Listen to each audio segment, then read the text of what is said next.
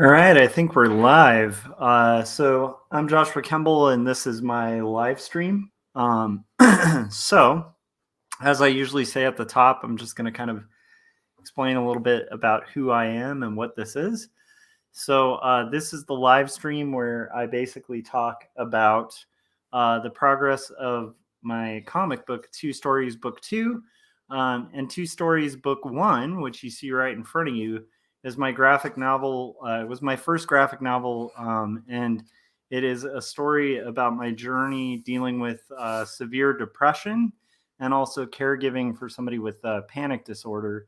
And it kind of flashes back and forth from as an adult, sort of dealing with those issues, and and has like these sequences that are done in kind of this more rendered style, and then it also speaks about it in a really candid way. My goal in doing that is trying to like destigmatize conversations about mental health. And then it also kind of flashes back and forth to these more interesting, kind of fun, uh, a little more lighthearted childhood sequences that give a little more context and character building to myself as a character. It's autobiographical, so it definitely talks pretty openly about myself. And so it kind of does switching back and forth in between those two styles. And it's a really good book, so I recommend you guys pick it up. You can get that on Amazon. I'm going to be working on book 2 tonight, and I'm going to try to ink this panel that I have upside down just for easier access. And then let's see here. Oh yeah, I also have a graphic novel about a character. Let's see. I don't have the book yet. It's going to be printed in May, but this is the cover art. And the comic is about this character, Jacob, who is like sort of a teetotaling Christian, and Sarah, who is more of like a free spirit. And they're roommates. Jacob is reeling from the loss of like from his father being sick, and being diagnosed with cancer, and is sort of seeking like solace and trying to find meaning in his life. And Sarah, in the meantime, is also kind of reeling from a past relationship with a college professor. And they're sort of roommates, and they start finding common bonds between their mutual pursuits of art and literature. And it's a pretty trippy story that starts interweaving dreams about like stuffed animals from when he's a kid and swimming. And their dreams and their reality start kind of interweaving in this really interesting story called Jacob's Apartment. And you can find out more about that by going to joshuakemble.com, clicking on Jacob's Apartment, or just going to graphicmundi.org and checking that out. So those are my 2 books, and this is the live stream that I do while I'm working on comics. So I literally just got home, like maybe, excuse me, like 10 or 15 minutes ago. And I think I have a mild sneezy thing going on.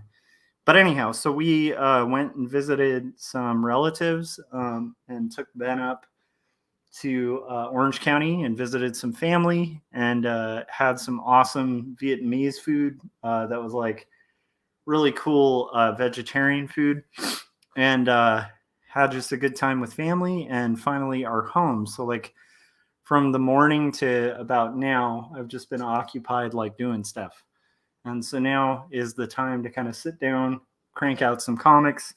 I did stop by Art Supply Warehouse while we were in Orange County, because if you're in the Huntington Beach area at all, that's a place to go. I have relatives who work there, but aside from that, like it's just one of the best art stores on the planet. And so while I was there, I picked up a couple of extra microns.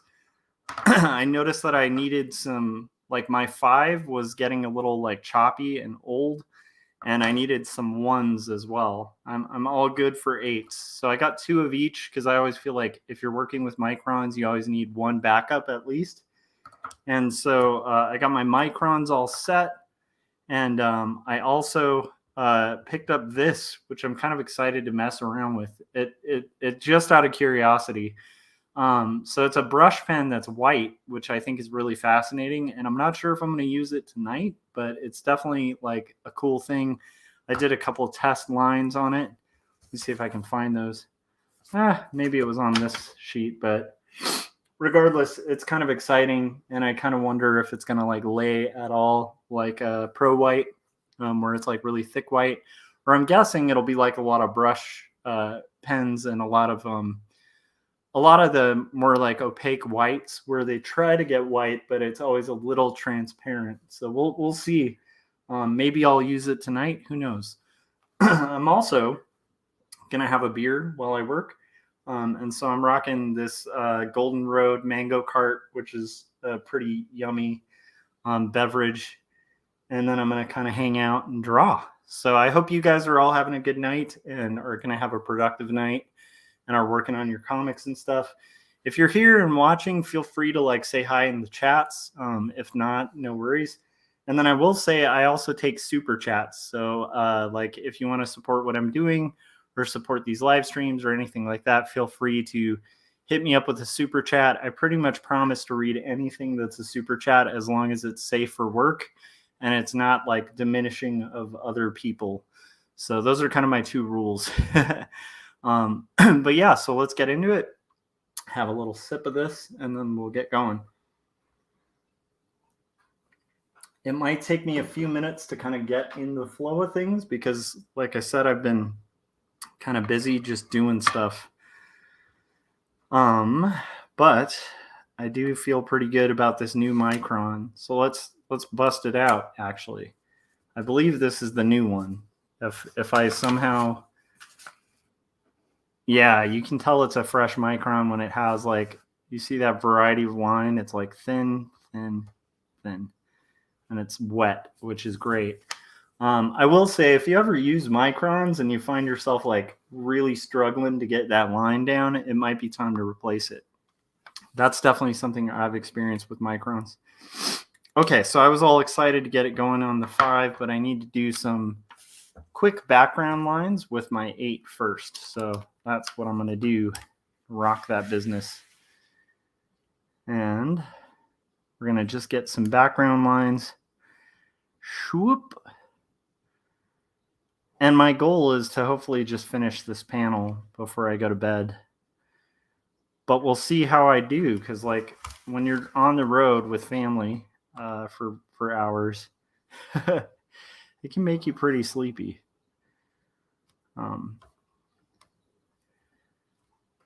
Let's see here.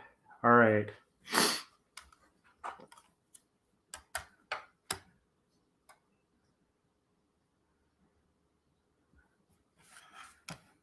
So again, just kind of trying to get those basic lines down and moving forward.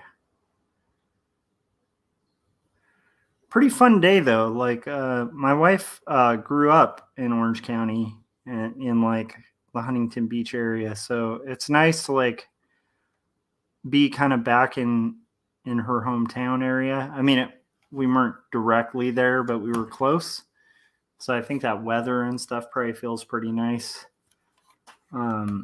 Especially if you grew up in that area and now you live where we live, because we got desert weather out here. So it's like, okay, but you don't get that like nice beach weather in the area we're in. But it was also fun because it like brings back a lot of memories just being in that area. It's like I definitely lived there. Like even before I met my wife, I lived in Orange County in Huntington for a little bit with some roommates, and it was really nice. A lot of good memories, a lot of memories of like college in particular. Because like having gone to Cal State Long Beach, there's something about that area. Like once you're on that side, I don't know, there's something really nice about being kind of close to my alma mater. It sort of reminds me of like in a good way. Like I think almost like kind of similar to the comic convention when we were at when I was at LA Comic Con. Like you know, there's this like energy that I felt after being there. It kind of reminded me of like the first cons I went to, and when I was like really hungry as an artist and like eager to like find opportunity or work. And it's kind of like that, Art Supply Warehouse was like a store I used to go to in college when I was like really hungry and like trying to get really good at my craft so I could do it for a living. And so it's kind of a fun thing to go back in that area, feel a little bit of that energy, almost like a reminder, which I think is like important, to have those like almost like reminders of like what it's like when you're a young artist, kind of scraping, trying to kind of make it work. And that was definitely a store I used to go to like find tools and supplies too. And I remember like coming across some pretty awesome discoveries in that store. Where it was like, oh, okay, this is the paper I like using, or like when I was learning how to do oil painting and stuff, like really figuring out the kind of oils I liked and what colors I needed to get stuff. And they always had like really helpful staff, and like my wife used to work there for a while. So it's like, I don't know, it's just like tons of my friends from college work there. It's just like a nice memory from that area. Adam is in the chats. He said, hey Adam, so I picked up a copy of Toad Road, your comic, so hopefully we'll see when it arrives, but I'm really looking forward to kind of seeing a printed copy of that. And congrats on getting that done, man. Let's see here.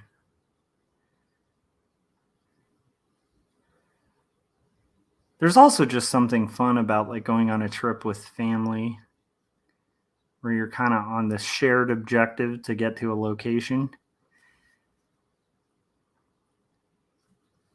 And it's pretty cute, like at some point to actually see to actually look in the back seat and see like an 8-year-old just sleeping. Kind of brings back memories of like when I was his age and like we were heading to Disneyland or something. Fall asleep in the back seat.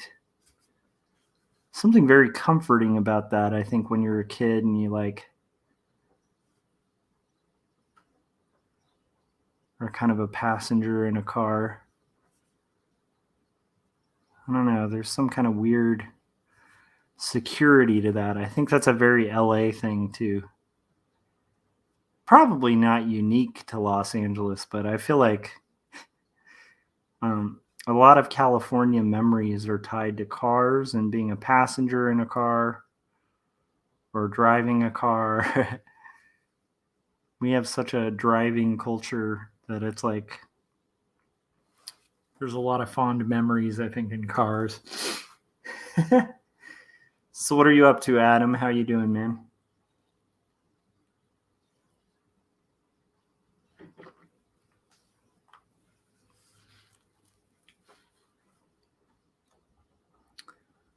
So it was nice. It was nice to see family we hadn't seen in a long time.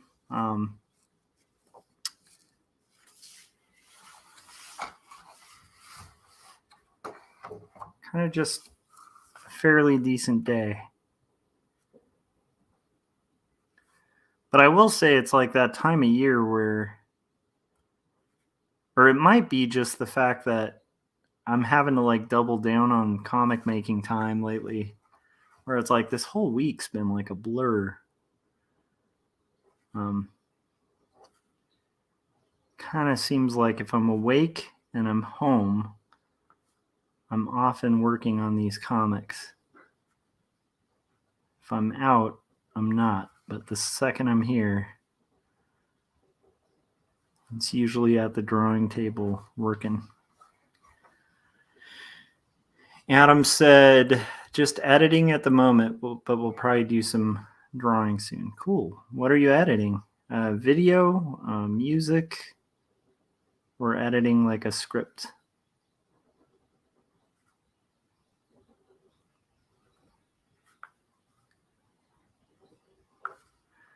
The one other thing that was great about stopping by Art Supply Warehouse, I was saying this to my sister-in-law, but it's like we live in an area that's not like, there's not a ton of artists in my hometown, in the area I live in. So there are in like Los Angeles and where I work, like obviously like I work in a city that has a lot of creatives, but the city I live in, it's like, I'm sure there are creatives here. It's just such a like kind of commuter city without much of a like local culture. And then the local culture that exists, I'm not like very hip to or aware of. And so like it is neat to like just go in an art store where it's just like packed full of, what I would assume are artists. It's kind of neat being in an area like that. Oh, Adam corrected me. He said eating, not editing. Well, that's good. It'd be interesting if you were eating a video or music or a script. That would be a strange diet to have. All right, let's see here. I'm here all night, guys, doing stand-up. That's basically what I'm trying to do here.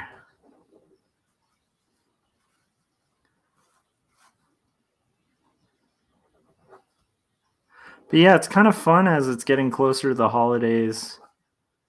I'm pretty excited about, like, Christmas is always awesome. Looking forward to kind of seeing family and stuff.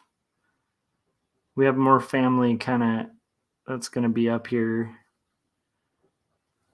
in a week or so, and so that'll be fun. We'll have like a nice packed house, and I kind of like a packed house.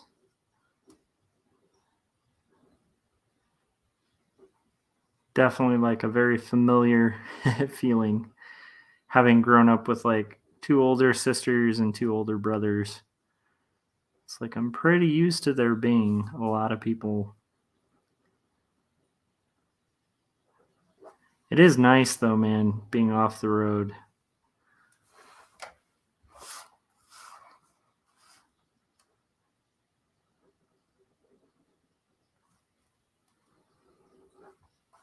Let's see. At the suggestion of someone in the live stream, they recommended that I read Elvira's autobiography. I think it's Cassandra Peters. I can't remember her last name, but the lady who's Elvira. And it was a pretty incredible book, actually, I gotta say.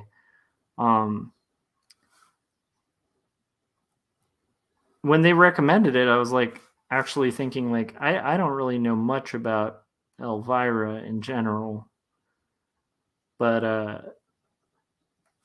it just sounded like it must be really fascinating because what an interesting life, being like a late night horror host, like for showing like classic horror movies and stuff. It's just got to be an interesting life. And boy, was I right. Like it's a really interesting book. It's a lot of goss and awesome stuff. So definitely entertaining. I was very surprised, pleasantly surprised by that. So Adam said, "I love the Christmas season." I do too. It's a strange thing, but I guess it's not that unusual if you live in the US to be like a huge fan of Christmas. But I do like it. I like the reminder to kind of spend time with family and stuff. I think it's a good thing.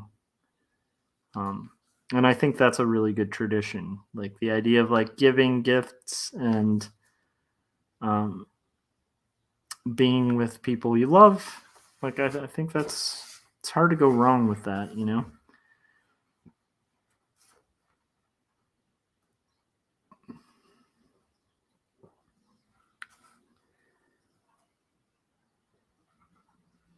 And Adam said, currently listening to The Story of Earth, the first 4.5 billion years from stardust to living planet. Who is that book by? And now I'm curious. It sounds like a really cool book. I might rock that.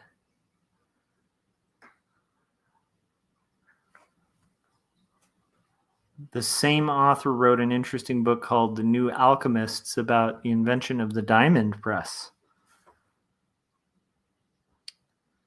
See, now I'm curious. Is the diamond press, like, does that actually make diamonds?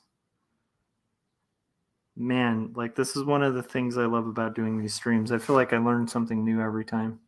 Robert Hazen.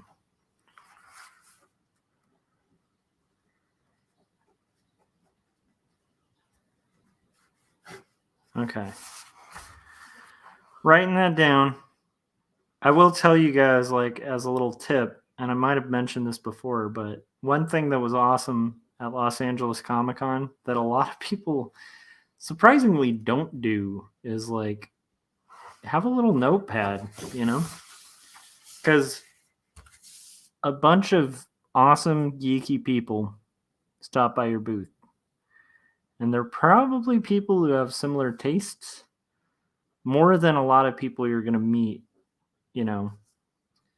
Even if you guys have like little to nothing in common, you probably have more in common than, you know, some rando or even like coworkers or anything like that. Because I mean, it's like literally people who went to a comic convention. You probably have some kind of point of commonality with these people. And they will make suggestions, like awesome suggestions for like books or comics you should check out or like TV shows. And it does not hurt to have like a little notepad so you can take down notes of like suggestions, or maybe they mention a cartoonist, you know, that like, or a friend or something, and you're like, oh man, I hope I remember this person's name. Does not hurt. I guess a lot of people might just use their phone for that nowadays, but for me, there's still something about like a physical writing down of something that makes me pay more attention to it than like a digital note. But yeah, I find that really cool. So a little tip there.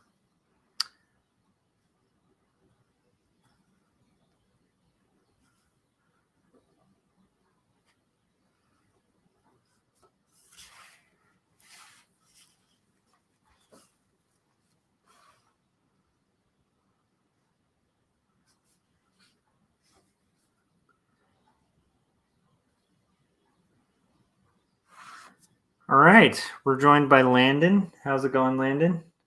How you doing?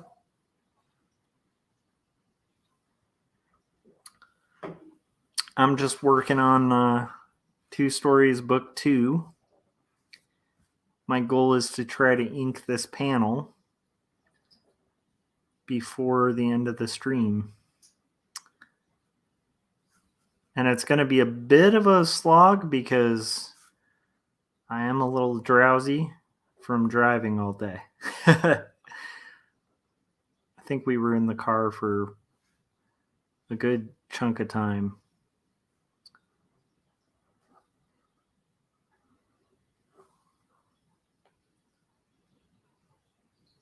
Landon was asking, do you ever use crow quills? I have, and I think I may just have not used the right one.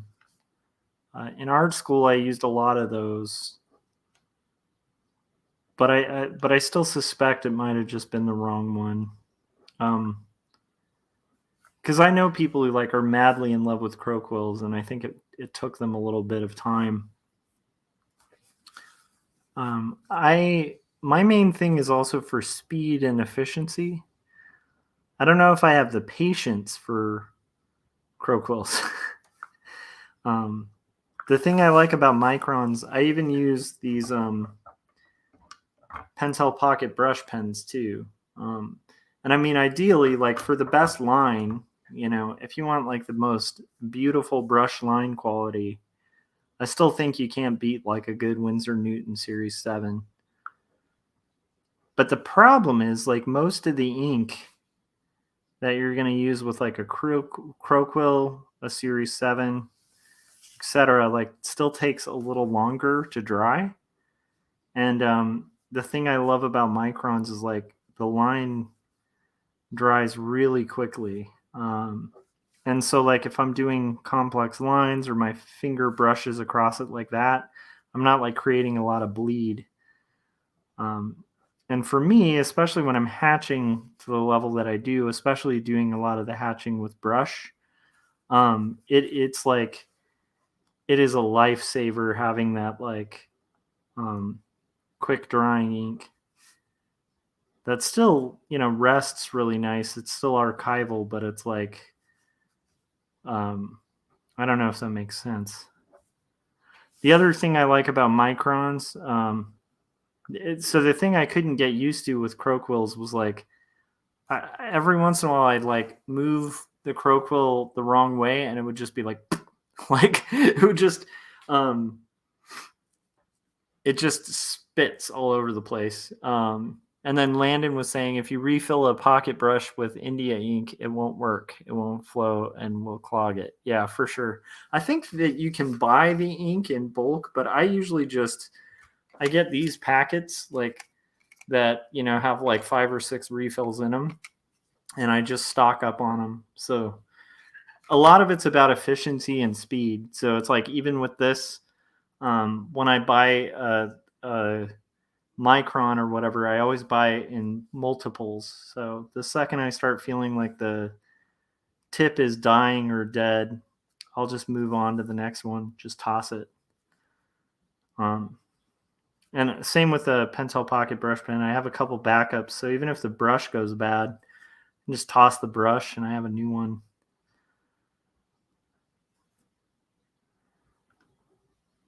Which isn't quite as much of a loss as like if you're working with like a good Series 7 and you toss that brush, like or like the hairs go bad, like now you're talking like a couple $100 to $100 mistake, maybe a $75 if you're dealing with like a cheaper one, but I'd rather make like a $15 oh, that's gone. I don't know, it's weird. I'm just less precious with it. But I will say crow quills are cool, and I do dig the thick and thin you can get with a good crow quill. And you can kind of get like a variety of line weight a little bit with like a micron, but like I can still taper, but it's never quite like there is a specific look that a crow quill line gets. The other thing that's beautiful about a crow quill is you can get like super thin with like a soft touch. So that might be something I'll revisit. For this book, since it's book 2, I don't want it to differ too much in style from book 1. So I'm pretty much sticking with like the style and tools from book 1 of 2 stories. You guys will notice that Jacob's Apartment, which is my graphic novel coming out in May, is a totally different story. So it differs a lot in the style and approach. And it's like full color. It's much more open line style, like a lot less hatching. More kind of simplified, almost in like the Marvel way, I guess. But yeah, so depending on the book, I'm always open to like trying new things, you know. And I would love to at some point mess with the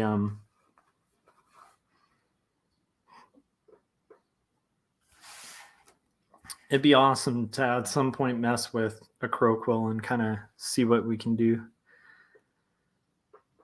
Um, Landon said, I just bought an ink called Noodler's Heart of Darkness. I want to try it in the Pentel Pocket Brush because it's a very black ink and also made for fountain pens. Oh, cool. Adam said, isn't the rendering in Jacob's apartment almost like a Charles Burns style? It's a little bit. There's definitely some feathering in there. It's a lot more open than Burns, but there's definitely like a lot of feathering, definitely a lot of rim lighting. So I could see there's definitely Charles Burns influence in it.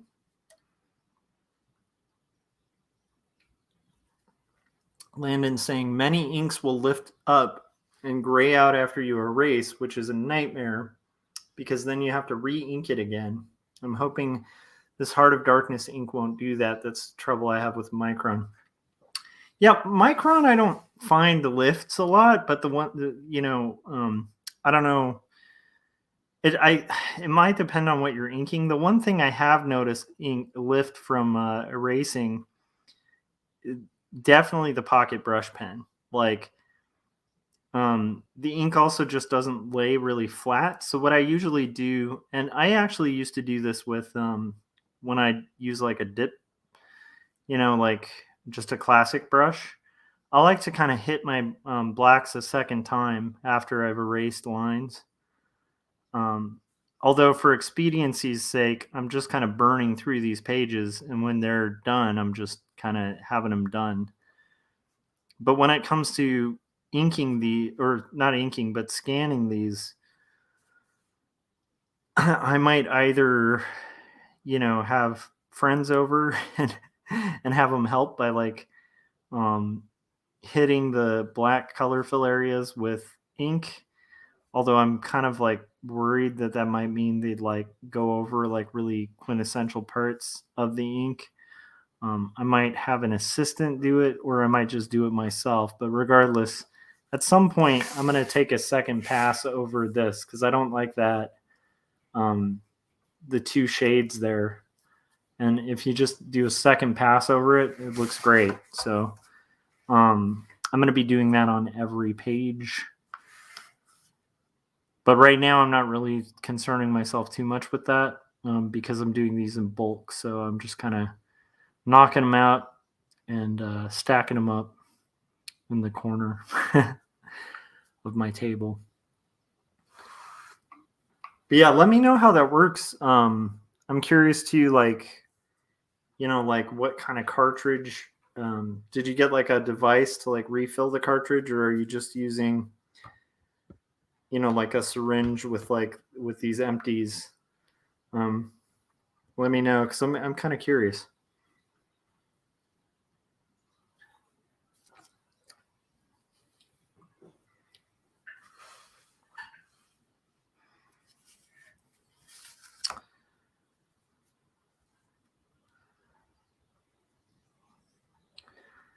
So like the way I'm working right now, where I'm like passing my hand over a whole area I just inked, I feel like if I were using a crow quill, I would now have like a blurry a blurry page underneath me.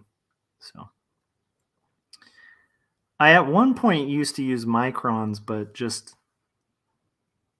I might just be too sloppy for microns because like I felt like I kept having these moments where I'd almost like forget to clean it, and then it would like do that thing where it like crusts at the tip, and then you have to clean a micron, which like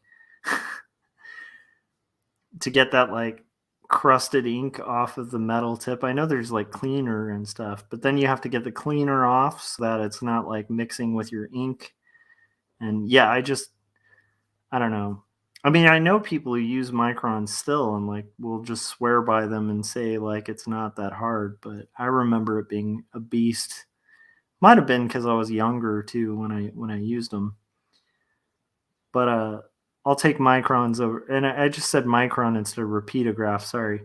I'll take microns over a repeatograph any day because of that. Because repeatographs were like really cool and really accurate, and you could get like a hairline. But man, they were a beast to clean. I think I was saying microns instead of repeatograph. Let's see.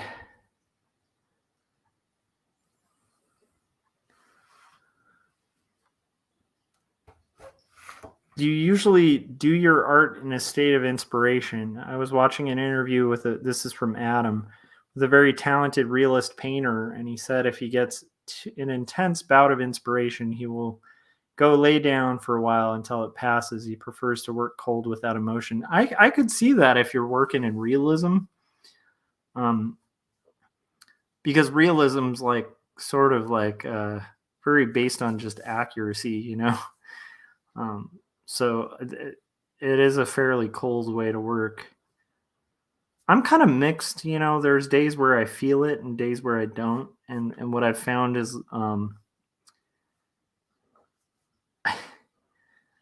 I kind of need to be able to work through both. So I've worked really hard to kind of just build a habit where almost daily, if not daily, the reason I say almost daily is like during LA Comic-Con, I didn't really get any pages completed, you know. But I've built a habit to where like the first day I was back from LA Comic-Con, I'm working on pages. Like the next day I'm working on pages. Like I don't and this might just be like the byproduct of being a parent too, because like when my son was really little, like you didn't, you know, especially when he, you know, months in, you just didn't have time. Like you never, there just never was time. And so if there was something I needed to do, I just needed to do it. Like, and if I waited for time, like it just wouldn't get done. And so like when my son was a little older, not much older, but maybe like 2, actually probably when he was 3, I think that's when I kind of started working on 2 stories again. You know, I realized like I just don't have windows of time to work. So my working time is probably going to be like 9 o'clock after he's in bed. And then I'm just going to work. And like, that's my window. So like, if I miss a 9 o'clock window, because I don't have like all day to rock and get stuff done, like if I miss that window, like I'm missing this very small little breadth of time that I have to work. And so it's just going to delay even more how long it's going to take me to get these things done. So I guess long story short, I don't really wait for inspiration, and I don't cease if I'm really inspired. I just try to kind of consistently work, you know, pretty much every night, you know. And that's kind of the only way to get it done for me, you know. Like I'm sure for other people it might work to work in like this big bout of inspiration.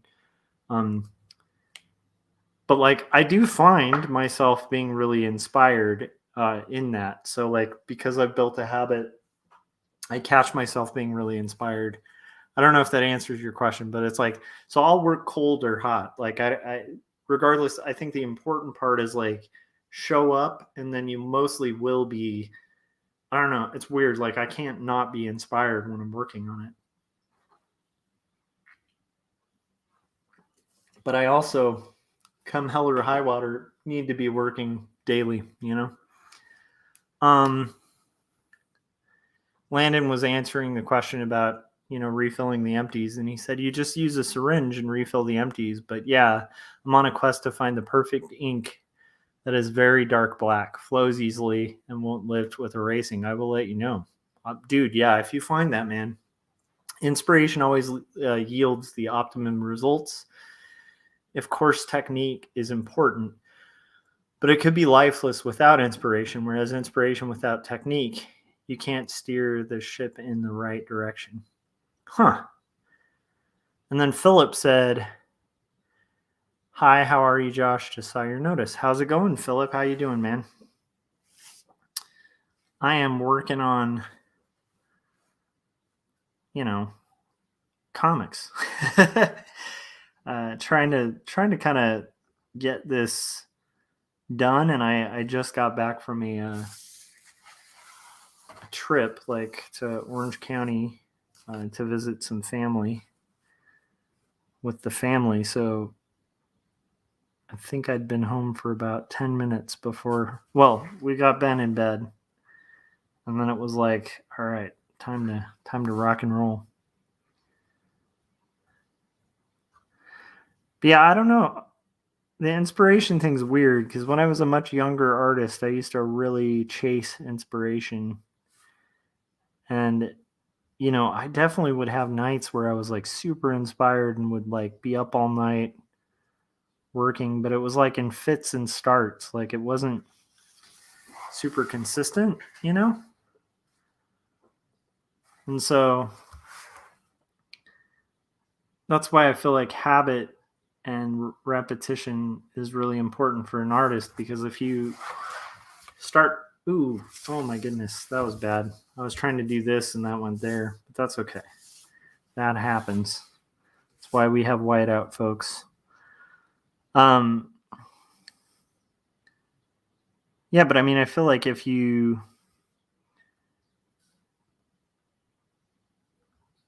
are a slave to inspiration, then you can do great things whenever, inspiration strikes. But using that ship analogy that that Landon was kind of mentioning earlier, it's like you're kind of more at the whims of the seas. Whereas if you're like, I think a more seasoned sailor is going to kind of know how to use the seas, like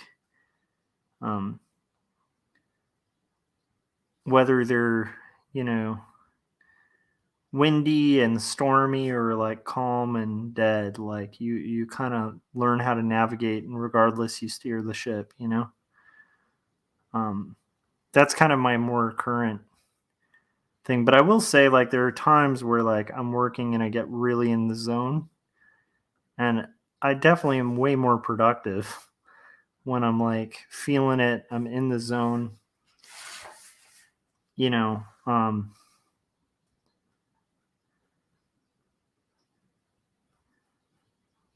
but yeah, I also feel like it also depends on what you're doing.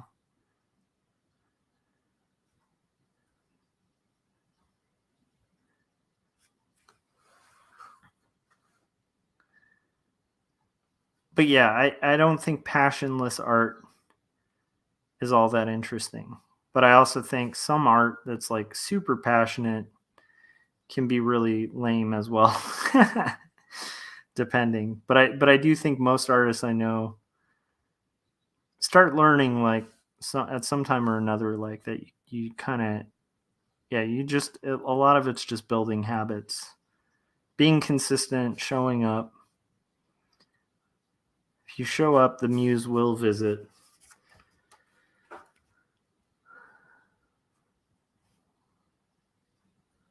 Let's see. Philip said, "I'm all right.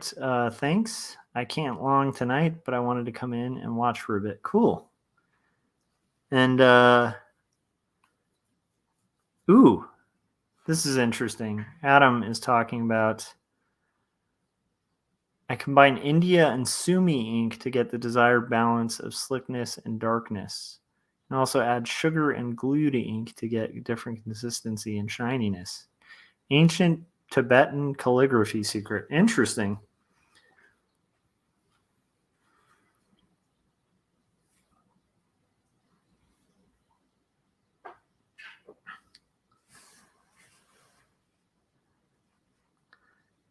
I wonder if that sugar and glue thing is kind of equivalent to like the leave the cap off trick. Because back when I would use brush, there was an old trick where you'd always use Higgins Black Magic, which I think they changed the formula of. But the first time they really changed the formula, the big trick with it was like you'd leave it overnight with like the cap off, and it would like thicken to this like perfect consistency. So every time you'd buy like a new bottle of Higgins Black Magic, you just cap off for a night, and then boom, you got perfect consistency. Of course, if you did like cap off for like a couple more nights, then you'd have a disaster. But that used to be an old inkers trick. I don't know if that. I think they might have changed the formula altogether because I don't meet a lot of artists that use Higgins anymore.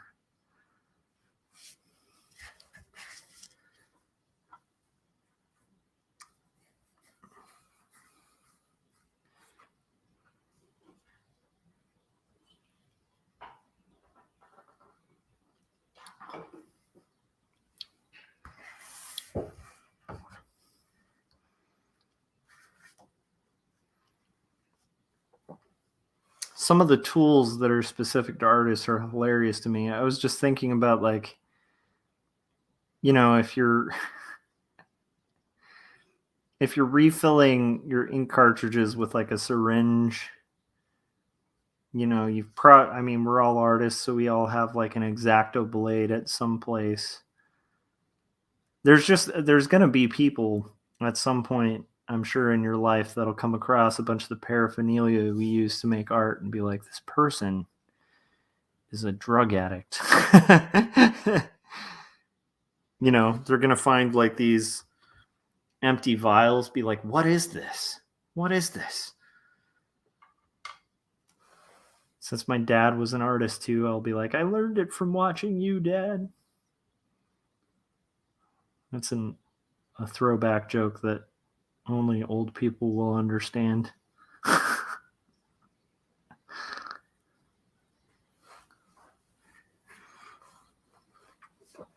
yeah, if anybody out there knows like a good consistency of ink that'll work with a brush pen, that'll do a refill.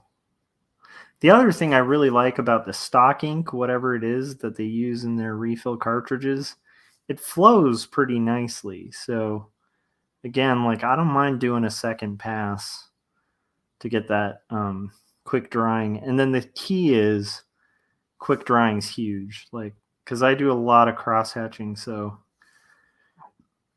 if I'm like, having to wait for one direction of hatching to kind of dry,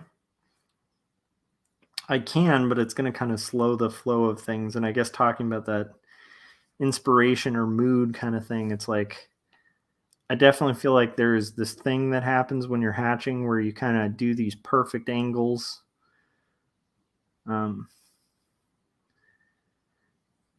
You're getting these like perfect 45-degree angles on your other direction. And if you have to like slow down and wait for like one whole direction to dry before you can do your second pass, I could see that like really, really kind of stiffening the way the art looks.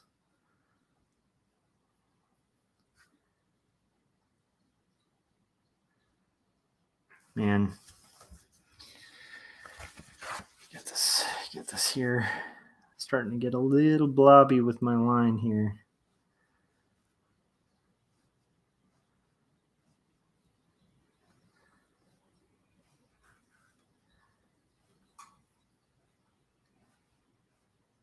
So I was pretty excited about this like white, what is this? Drawn Sword said, dusted off my old crow quill and found the Hunt 201 flows best, but it's slow compared with fine liner pens. Huh. The other thing is like, and maybe I'm a better artist now, but I remember as a young artist when I was trying to use nibs and stuff, like, are there nibs that don't spit if you like if you accidentally drag it in like the wrong direction? Because like that for me was like one of the biggest problems was I'd end up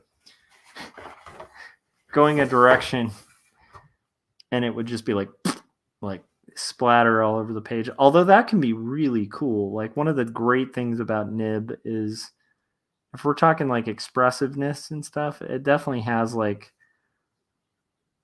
a lot more dynamic possibility to it, you know? Because like if I tried really hard with like a micron, I'm not going to get a lot of splatter, you know? Whereas like a nib, you could literally intentionally splatter, you know? Nib's designed to go both directions that flow very smoothly. I'm going to have to mess with that. I just got to mess with nibs. Next book. Well, not the next book, because the next book after this, I'm actually doing digitally. In this kind of weird, interesting style that I'm kind of excited about. More of like a rendery, almost like if you guys have ever done illustrations with just a single black Prismacolor,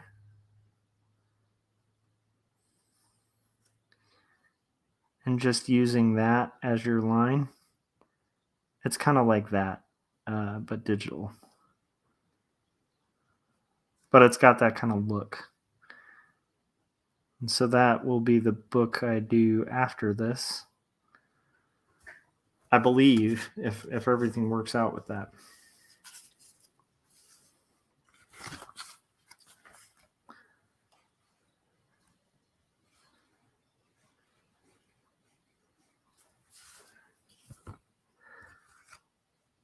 There's stuff you see in calligraphy a lot that for some reason rarely crosses over to comic artists. Interesting. And then Philip said, it's interesting to see you do this entirely by hand. Boxes and text drive me crazy. So I do all that on the computer. I kind of cheat a little bit, but like I do start a lot of the text on the computer, and then I kind of transfer it to hand. It's a weird thing, but I just think having that hand done look is like a huge thing. Like it gels better with the book. So like the whole book feels more cohesive. I don't know if you guys have had that moment when you're like reading, because I definitely have, when you're reading a comic where it's like digitally lettered. This isn't trashing comics that are digitally lettered, because most of them are nowadays, but there's something weird about the difference between like, especially if you're looking at like hand done art, and then like suddenly it's next to this like very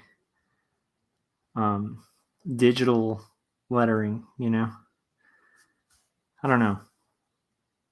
So that's kind of why I'm doing it. And also it's something I kind of wanted to learn a little bit more about, so that's why. It also makes for really cool originals, right? Because like if I ever sell these pages, you're gonna get the full page. Like you get, you know, like not just the art, but you actually get the literal page from the comic, like with text and everything. Unless it was like something that needed to be edited later, and then you know you're getting like an earlier edition.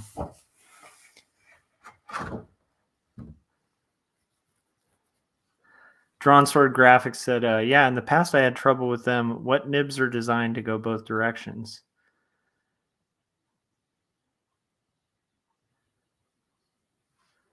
Huh. Yeah, I'm kind of curious about that. Yeah, I mean nibs, man, there's some beautiful stuff with nibs. I also find that a lot of artists like tend to gravitate, like sometimes you have somebody who does both, but in general, like a lot of the time there will be artists that are really drawn to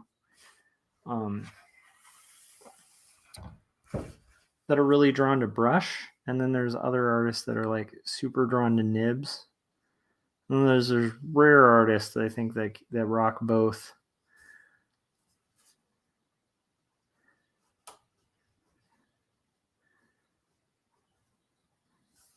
But I'm sure nibs are probably similar to a lot of things where you know, I think as a young artist, I like avoided using all traditional tools. And then as I've gotten older, I just, for the look I want, like it turns out most of them kind of draw back to traditional tools. So like I spent all this time trying to avoid using traditional tools. And then I found myself using mostly traditional tools, you know? I think I'm going to do the fill since I have to wait for that hair to dry. So I was talking about this quick drying ink, but still, if I'm going to have to wait, might as well rock that entire thing. Oh my goodness. I'm also still recovering from the drive, so stuff like that where I went outside of my line. Little sloppy tonight, guys. That's okay. Half the fun of inking is you're gonna kind of wobble and make mistakes. I will say I know some guys, man, who like are a little freer, like they draw more from their wrist, and they can do like a perfect circle with a brush. That to me is incredible. Like somebody who has perfect brush control would be someone like, you know, in my head they have perfect brush control, maybe not. But someone like Jeff Smith, when I see like his line art, I'm like, okay, that dude does not wobble a line, or didn't.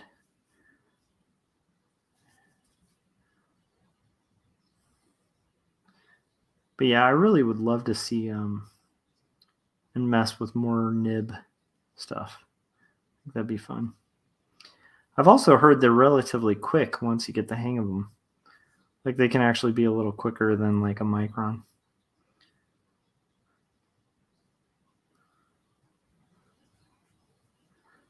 But that's probably my issue. Probably was I was just probably using the wrong nibs, you know, or I was just a young artist and I probably was pretty uncomfortable and awkward with microns too.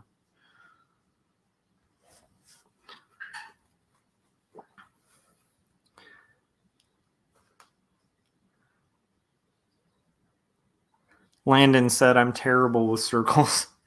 Yeah, I have a circle template for that reason because I'm not freeforming anything circle wise, guys.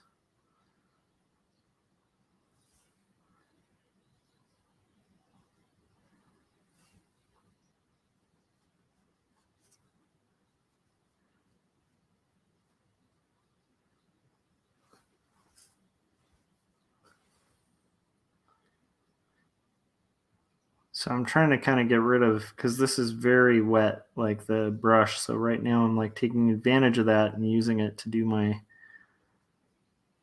fills here. And then I'll probably do a little test line and rock a little more. Adam said Jeff Smith has the smoothest lines. I have an artist edition of one of his books and it blows my mind. I would love to pick up an artist edition of his stuff.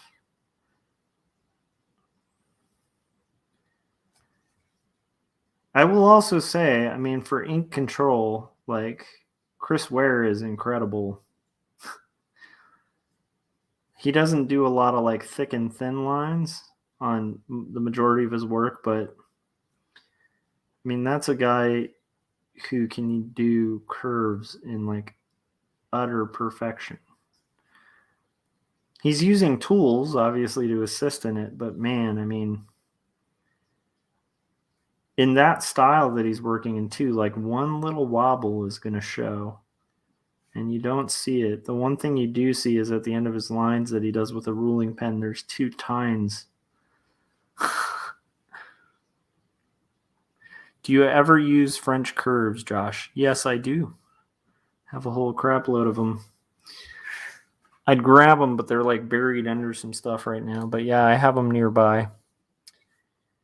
Oh, let's see here.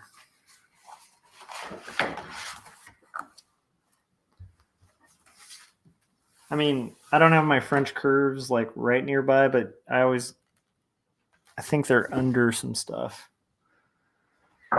But yes, French curves are... Oh, there we go. There's my curves. I knew I had them under some paper. Oh my gosh. I know this is a lovely view, you guys. Check out my ear. There's a whole ton, but I probably should buy some new ones too, because some of them are like overused, you know, and cracking. But yes. Philip said, I'm terrible at inking. It's frustrating because I like it. I love drawing in different kinds of ink markers, but I end up doing most of my finished work digitally. Nothing wrong with that. For my day job,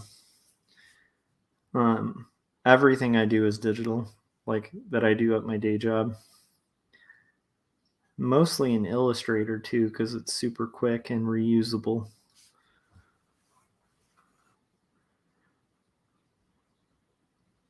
But actually that makes me twice as passionate about like the traditional stuff, because like when you work digitally all the time, it just makes you want to work traditionally.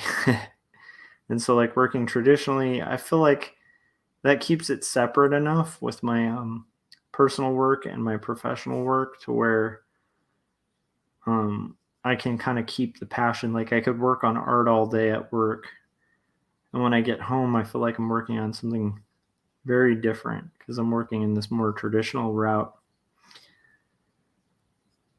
And then because of what I do at work, like I'm a lot quicker at like doing edits and stuff digitally if I need to, because I mean, I do that all day.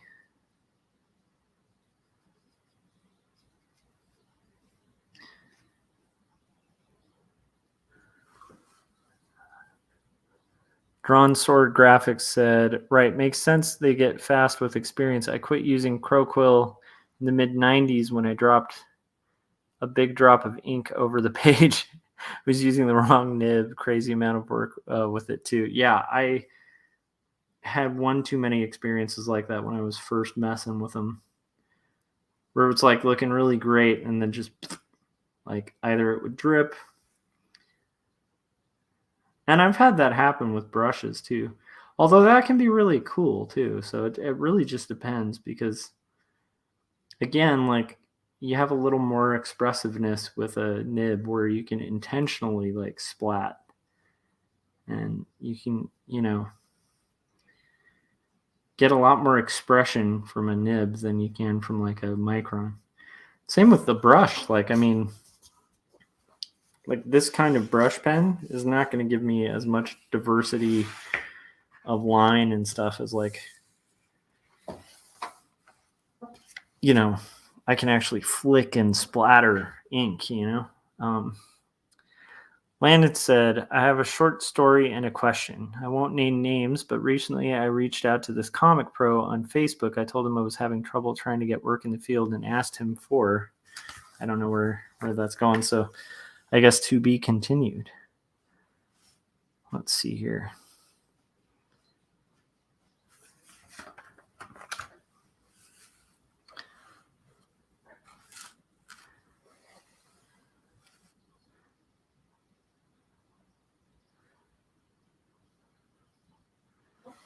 All right.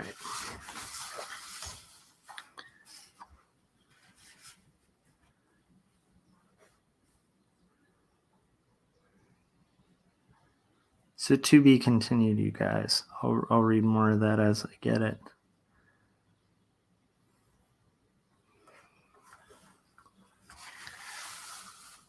Glad I'm starting on something like the ear here. Trying to kind of keep it fresh.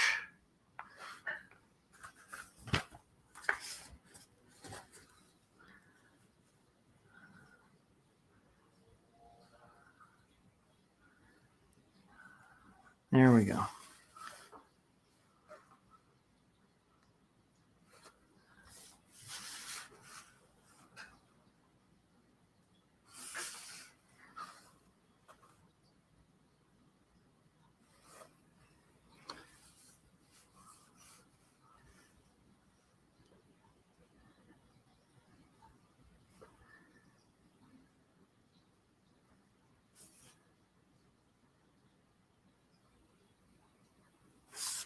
Man, just not getting quite the line I want here. Usually I have much more control over my line, and I feel like my brush is like too loaded. There we go. That's what I need.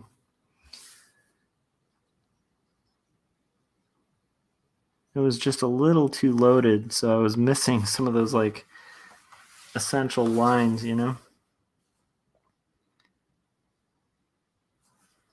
There we go.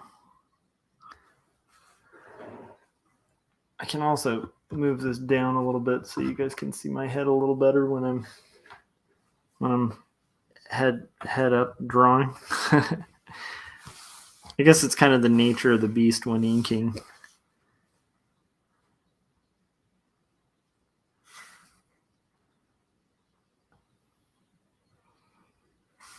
All right. Let's get some of these.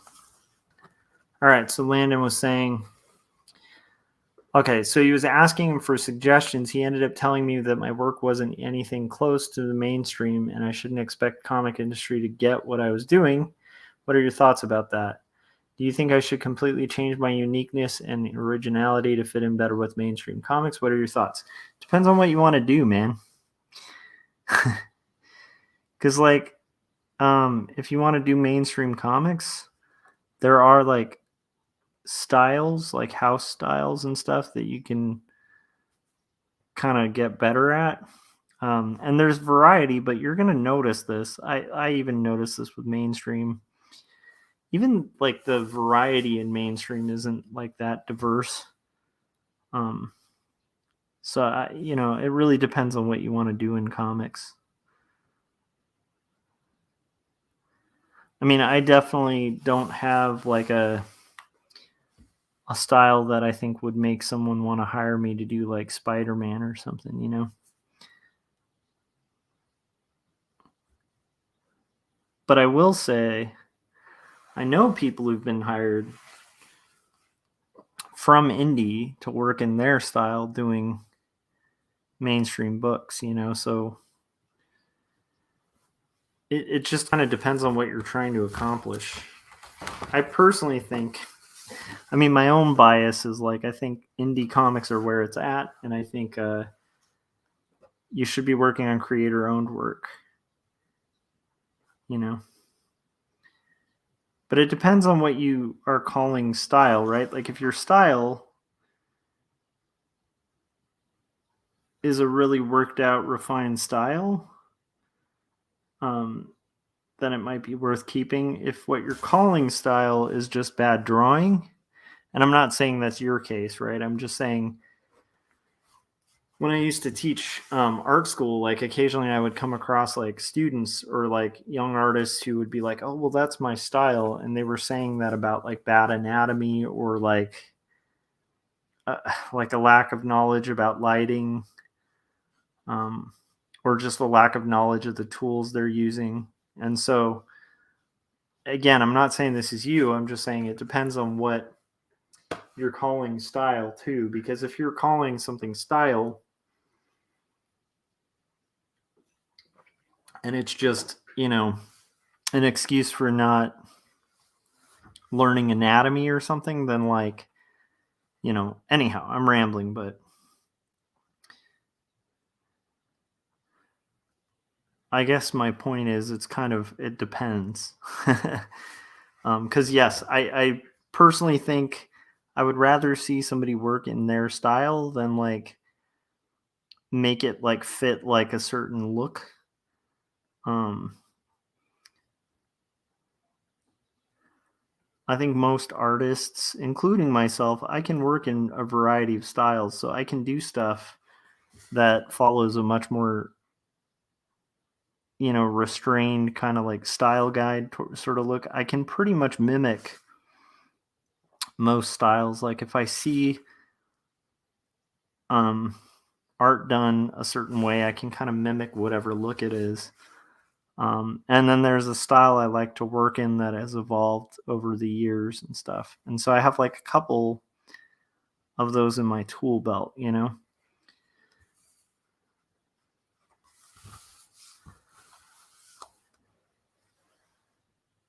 But I do kind of feel like regardless, as an artist, you're going to kind of retain your uniqueness and originality.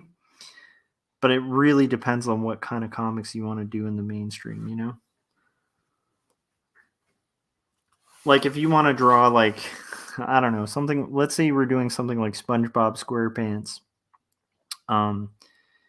You'd really need to be able to draw like SpongeBob in like the style that SpongeBob's done in, you know? And if you put your own spin on it, it wouldn't have like as much variety possible as like say something like your own creative work, you know?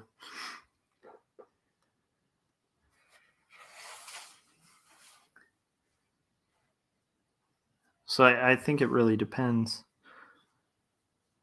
Does that answer your question? I hope that answers your question. Yeah. But I wouldn't worry, like, I know it's weird, but like, style just kind of happens. Like, you can definitely lose your style and definitely end up with like this milk toast, like boring stuff. But um, I kind of feel like style just sort of naturally happens. So there's also like a point where it's like style's something you kind of don't even think about. I mean, you think about it for a while, but I think it's kind of like a date. It comes when you're not looking. Um so yeah, I don't know if that I hope that answers your question, but I tend to think though, like regardless, if you're trying to get work in mainstream comics, I think most of how it works now is you really have to cut your teeth in indies anyway. So cut your teeth in indies, like make indie books.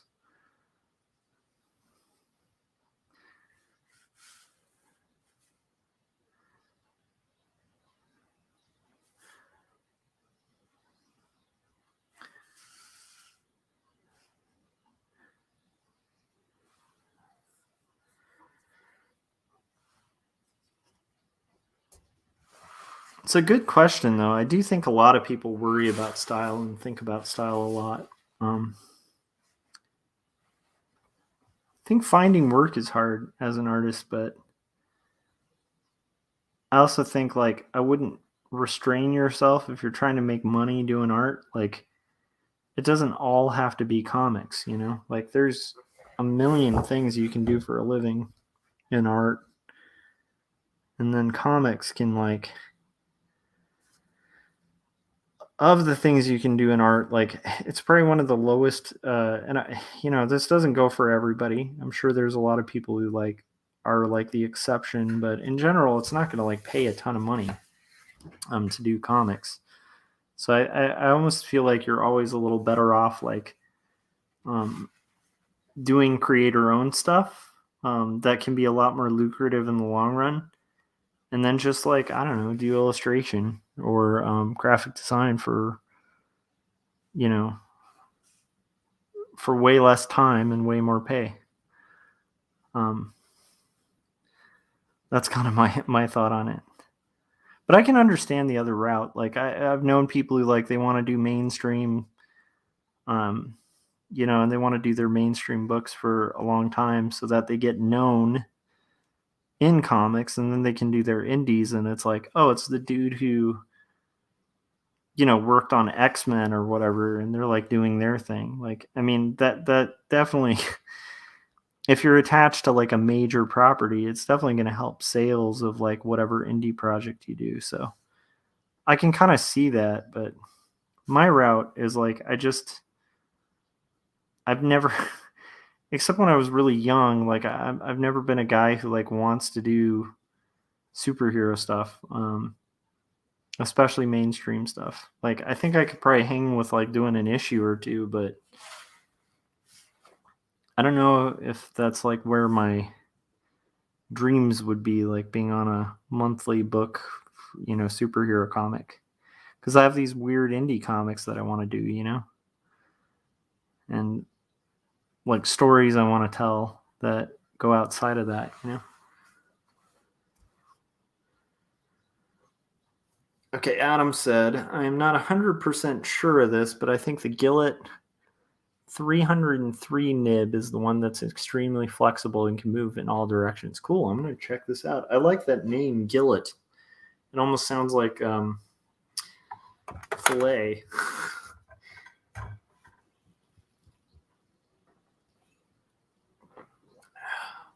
All right. Let's see if we can make some progress here. Landon said, I've made indie books, but looks like the big boys aren't ready for me at this point. Thanks for the great tips, Josh. Well, okay, so I'll share a little story that I heard.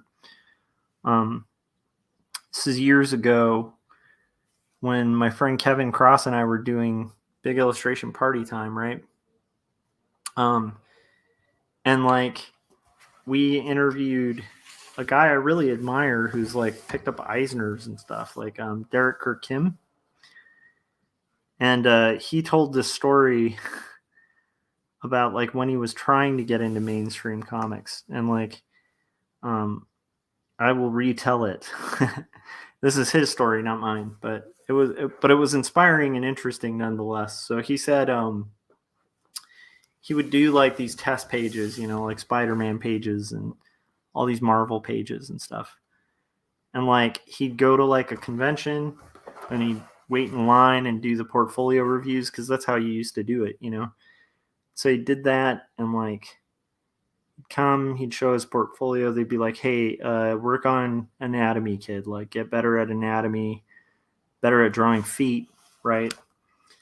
So he'd do that, come back the next year, and they'd be like, okay, the anatomy's better, things are looking good, but you need to work on perspective. So you come back the next year, they'd be like, okay, perspective anatomy is looking good, now get better at like dynamic shots. And like he'd come back the next year, and so it's like year after year after year, and finally he goes to like a convention, shows it to these editors, and they're like, this is perfect, like this is pro level work. He's like, sweet, awesome, when do I get hired? And they're like, oh, there's no work, like, yeah. And he was like, from that point on, he decided to do indie comics because he realized there just was no like magic in. It's not like you got to like a certain level and like they're like, hey kid, you're hired. And ironically, through doing his own stuff, he ended up getting like nominated for Eisners, and he picked up like an Ignatz and a Harvey and an Eisner, and then he got to do some Marvel stuff. So got in through the back door, which it turns out is a pretty common way. You'll notice that about a lot of the bigger, you know, mainstream guys. A lot of them cut their teeth on indies. So yeah.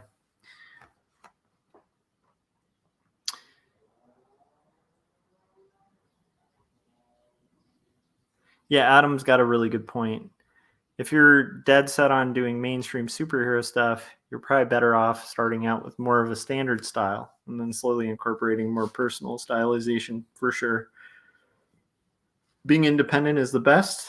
That's Adam saying that. I agree with him.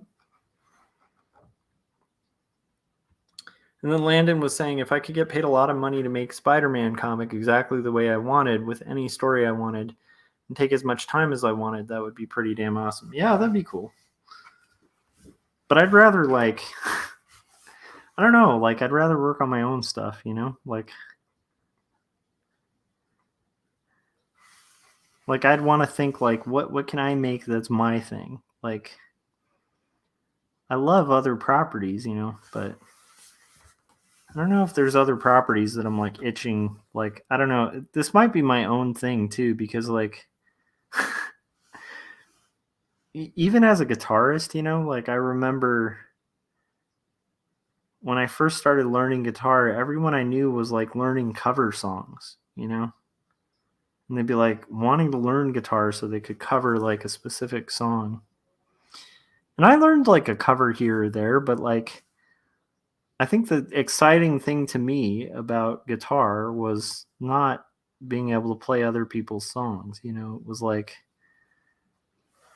being able to make my own songs, you know? Even if they sucked, at least they were my own, you know? I've just been built that way for a long time. And I remember, like, as a young musician, it's like, especially if you're playing in bars and stuff, like, dude, you're gonna have a much easier time doing covers. And maybe you build a fan base, because you're like really good at covering songs people already love, and then you kind of like start easing into the originals. And there's plenty of bands that did that, but like, I've never been built that way. I've always been the guy who's just like, I don't even care if that works. Like, I have to write my own stuff,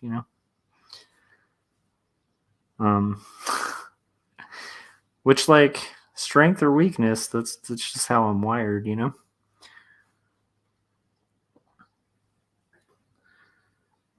Yeah, Drawn Sword was saying, make your own Spider-Man like character, creator owned freedom. Yeah, for sure.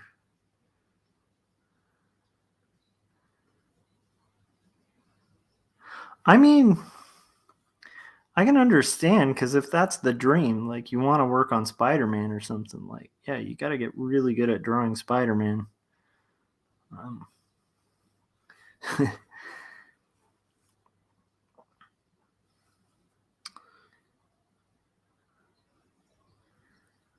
But I will say there's guys that draw outside of the mainstream, I think like Tony Moore is a really good example, where it's like, if you look at like the early Walking Dead issues, like, those are not done in like a Marvel style. Like, it's very much like his own style. He's a profoundly talented illustrator, but like, it's his own thing. And that guy's a very famous artist now, So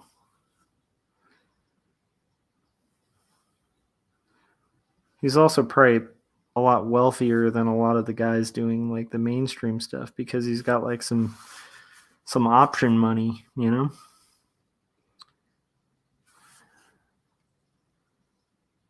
But I can understand, like, yeah, if you're wanting to do mainstream stuff, then yeah, like, maybe talking to the mainstream guys and stuff would be good. And we're joined by Jake. It feels like an official. Now we have Night Gang. It feels like it's not Night Gang till Jake shows up. But now that Jake's here, I think we're officially in Night Gang mode, you guys.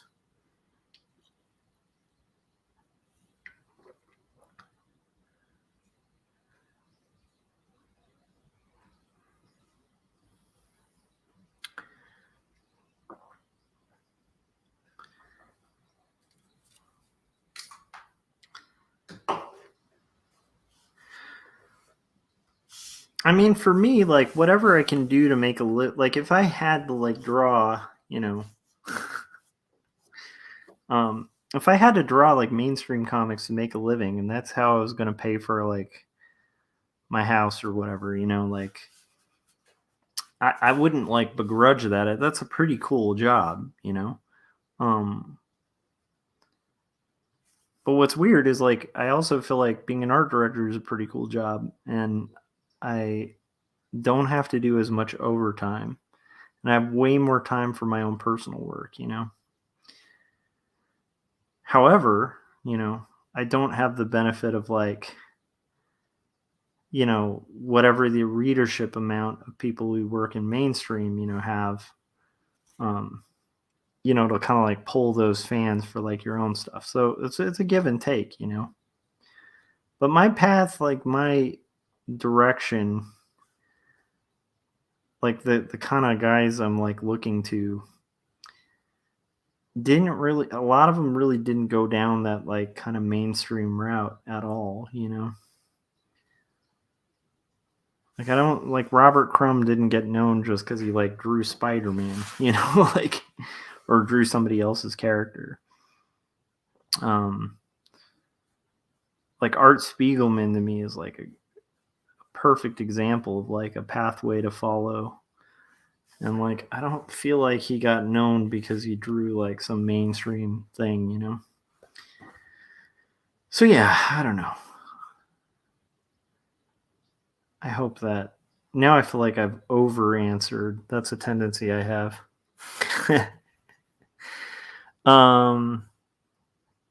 Jake was saying I should be in bed, but I couldn't help myself. What time is it where you're at, Jake?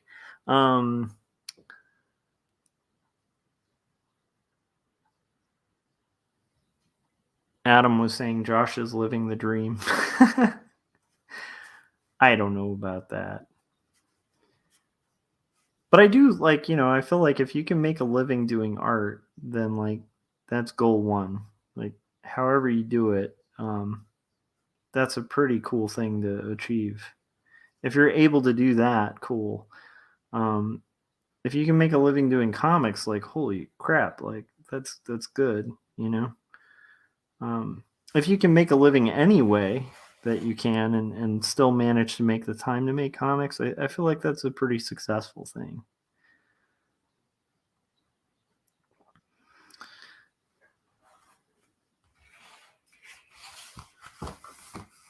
If I had to make a living doing comics that I didn't love, that would be hard because like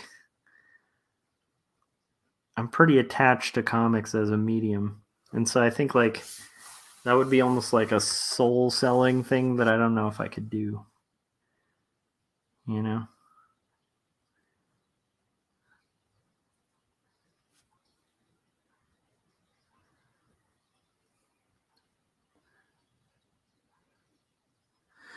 Adam was saying, what goals in art do you feel like you are not achieving? One of your most recent videos, you talked about how you had achieved what you had dreamed growing up. Yeah, it was kind of weird. That was a weird moment, man. There was a time where I was coming home from a convention. I think I talked about this, but it was interesting to me. It was like I had just gotten back. I was exhausted from LA Comic-Con. And then I got editorial notes. So I had to like last minute like burn through all these pages of my graphic novel to like get them ready for print. And I did have this moment of like that's kind of what I like, as nerdy as it is, like when I was younger in art school, like that was kind of what I envisioned my future would be. I'd be like, I'm going to be exhausted from like a con. I'm going to have all these notes from my publisher, like I'm going to be working on comics and like getting books published, and like that's kind of cool. Like I'm so yes, I have achieved a lot of the things that I've wanted to. I think the catch is, and this is the art journey thing, is like I don't think you ever arrive. My goodness. Sorry, I think I just lost connection. Hold on a second, guys. Fix that up. That there? Okay, cool.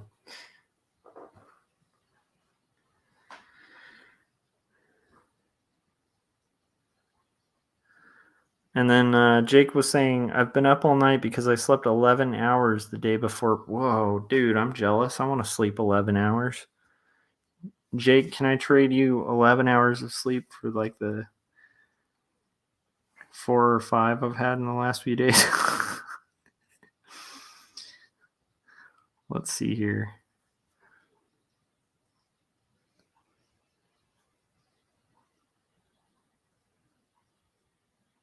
Oh man, Philip was saying it's 1:40.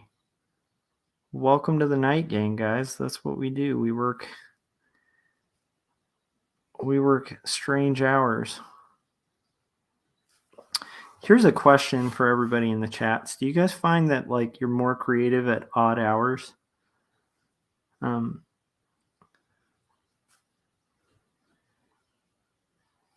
Because like I know a couple of people that are in kind of a situation like I am where there's like a creative day job and then your time for their parents and stuff like that. So it's like their time for personal projects is really restricted, and they'll do first thing in the morning. So they'll wake up like super early and then just like knock out comics and stuff like that, and they love it. I can't do that for the life of me. Like for me, it has to be like late into the night. I feel like if I did this in the morning, especially with a creative day job, I'd feel that job looming over my head. Like I would feel the restriction of the time, where I'd like like working at night, I feel like I can kind of be up super late. And if I have to feel like crap in the morning, so be it. But I have more more freedom with my time. Now maybe that's just perception, but it's I definitely feel like I'm way more creative at night.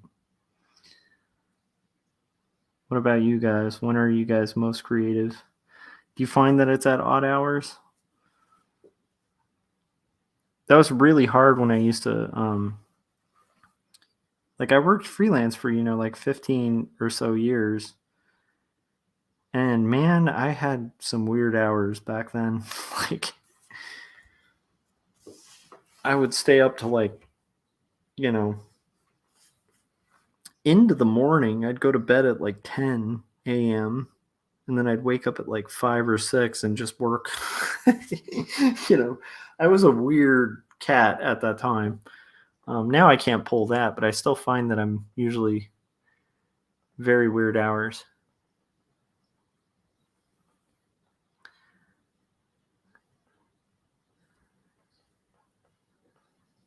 Yeah, Philip's about where I'm at. He said my circadian rhythm is way off. I end up getting my creative energy about this time. Yep.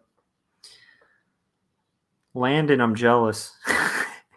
Landon was saying my brain usually works best in the morning. Mine usually is. I'm definitely the person who until I've had coffee, you don't want to talk to me.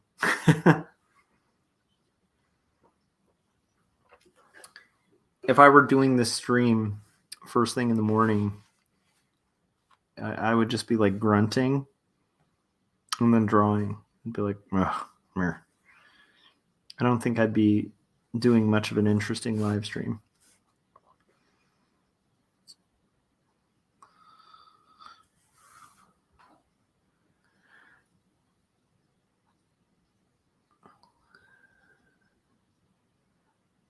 Yeah, I kind of understand the getting more fatigued as the day goes, though. My kind of hack for that is if I can, I try to get in a little nap or a workout midday to just kind of get that second wind. Ooh.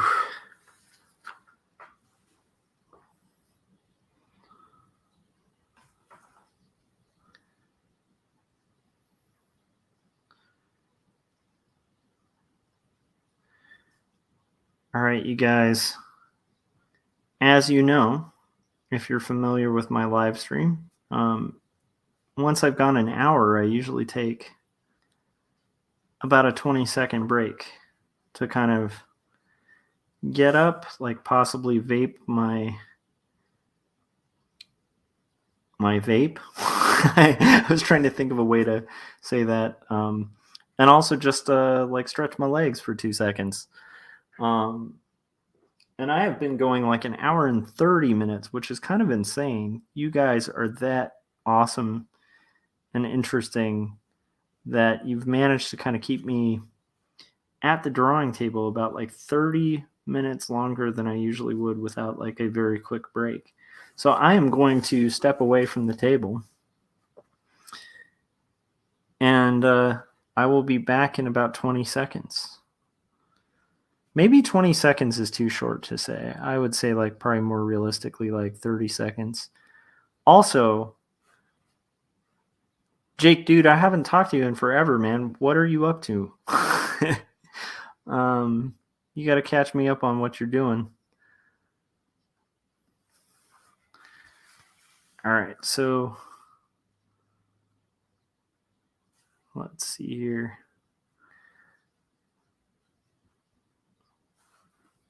But I do feel like naps are a good way to hack. To hack your body, because I feel like, especially again, that might be just a having kids thing, but I feel like with my son, I've learned the art of napping, because if you can get sleep in at some point, if you're awake and you're not working, you should be sleeping. I mean, to me, that's amazing. I don't know, but then again, chill time or downtime is really important too. Okay, so I also need to take that 1 minute break, because look at that finger. You see that? It's just, that needs to be washed. All right, so I will be right back, you guys. Let me take a 20-second, 30-second break. And I will be shortly back.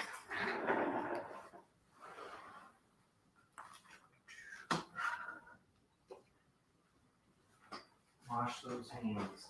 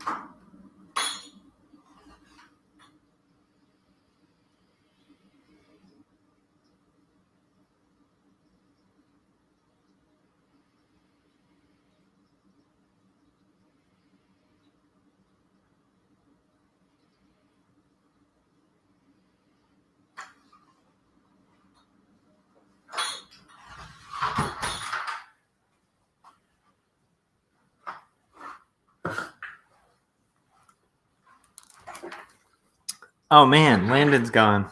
I was gonna give him another tip real quick. I was gonna tell him. Well, anyhow, this will go for anybody who was listening to the what we were kind of talking about. But if you want to see somebody like kind of took their own style and did comics, and it's like a completely unique style that I admire the hell out of, check out Theo Ellsworth. So like this was a dude I knew in Portland. He was kind enough to give me a pull quote for Jacob's Apartment. Brilliant artist, right?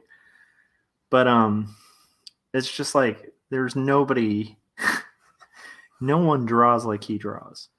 And I remember finding out about him at a convention years ago. I was at like Stumptown in Portland. And some people had bought these like mini comics he was making, and he was like screen printing the covers with like metallic ink. They were like these beautiful artworks, you know?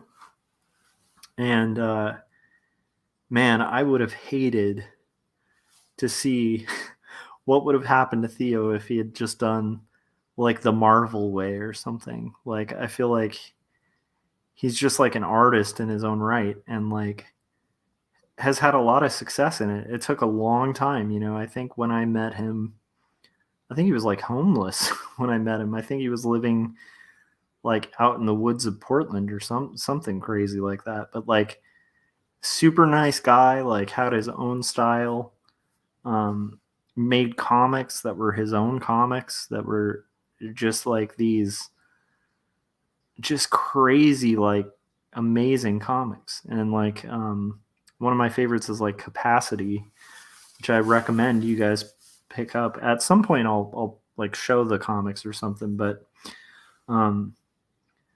yeah, like I think that's an example of like an artist just making art and happening to make comics. You know, I think that's where comics need to be. Not like everybody should be like Theo. I'm just saying like it would just be a shame if like all comics never kind of get to where it's like an art museum or a bookstore where you have all sorts of types and styles and kinds of execution, you know. There's traditions within comics that I really like honoring and learning and honing, but yeah, I think it would be a shame if like somebody felt like they had to kind of like fit their like somebody like Theo, who I think like had just this amazing voice as an artist, like got like crushed and, you know, turned into like some boring like Marvel artist, you know. Now keep in mind also, you know, you have people like Sam Keith, who has like, you know, I think Sam Keith, I think he cut his teeth in like indies, you know, and then like it just turned out that he was really good at drawing, you know, Wolverine and like, But like Sam Keith's Wolverine does not look like any sort of cookie cutter Wolverine. I think that's what made it so cool. So yeah, I don't know. That's my kind of last take on that.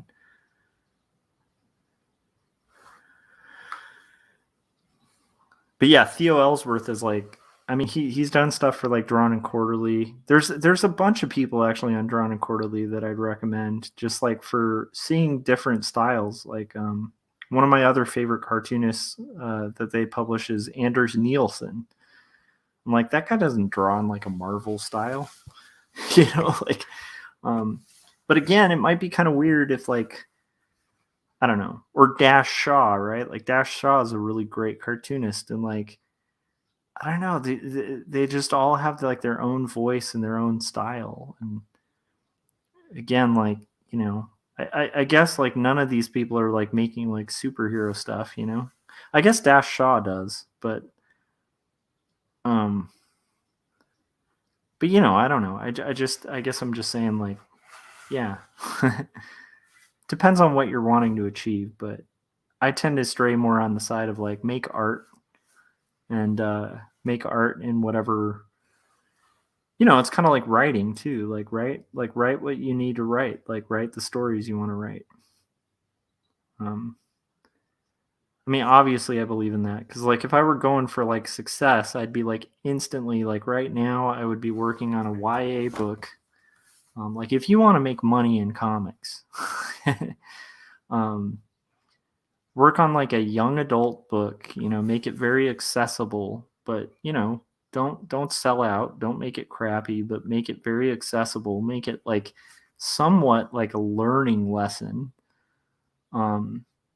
Make it very colorful, right? Very open line style that's very friendly for children. And you could make a lot of money, like bigger than comics money. But like I choose to do, I'm not saying I could do that because maybe that's just not a story that I have, but I'm just saying like tell the stories you want to tell, like even if they're not marketable or I don't know. That's kind of my route, and somehow it's kind of started to work out. But it's a longer shot route.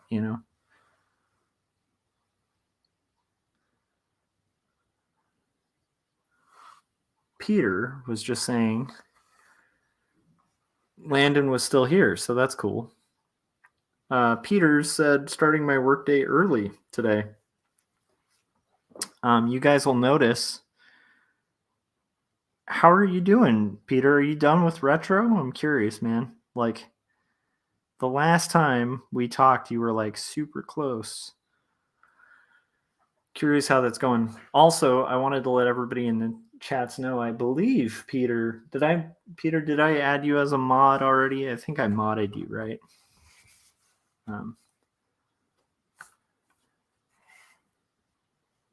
Wind and storms have gone. Oh, dude, I forgot to ask about that. I saw that post on Facebook. Okay, so weirdly enough, man, like tell me about that too. Like how did you guys fare? Were any of the homes in your area like destroyed? Like I'm curious about that too. So tell me two things, Jake.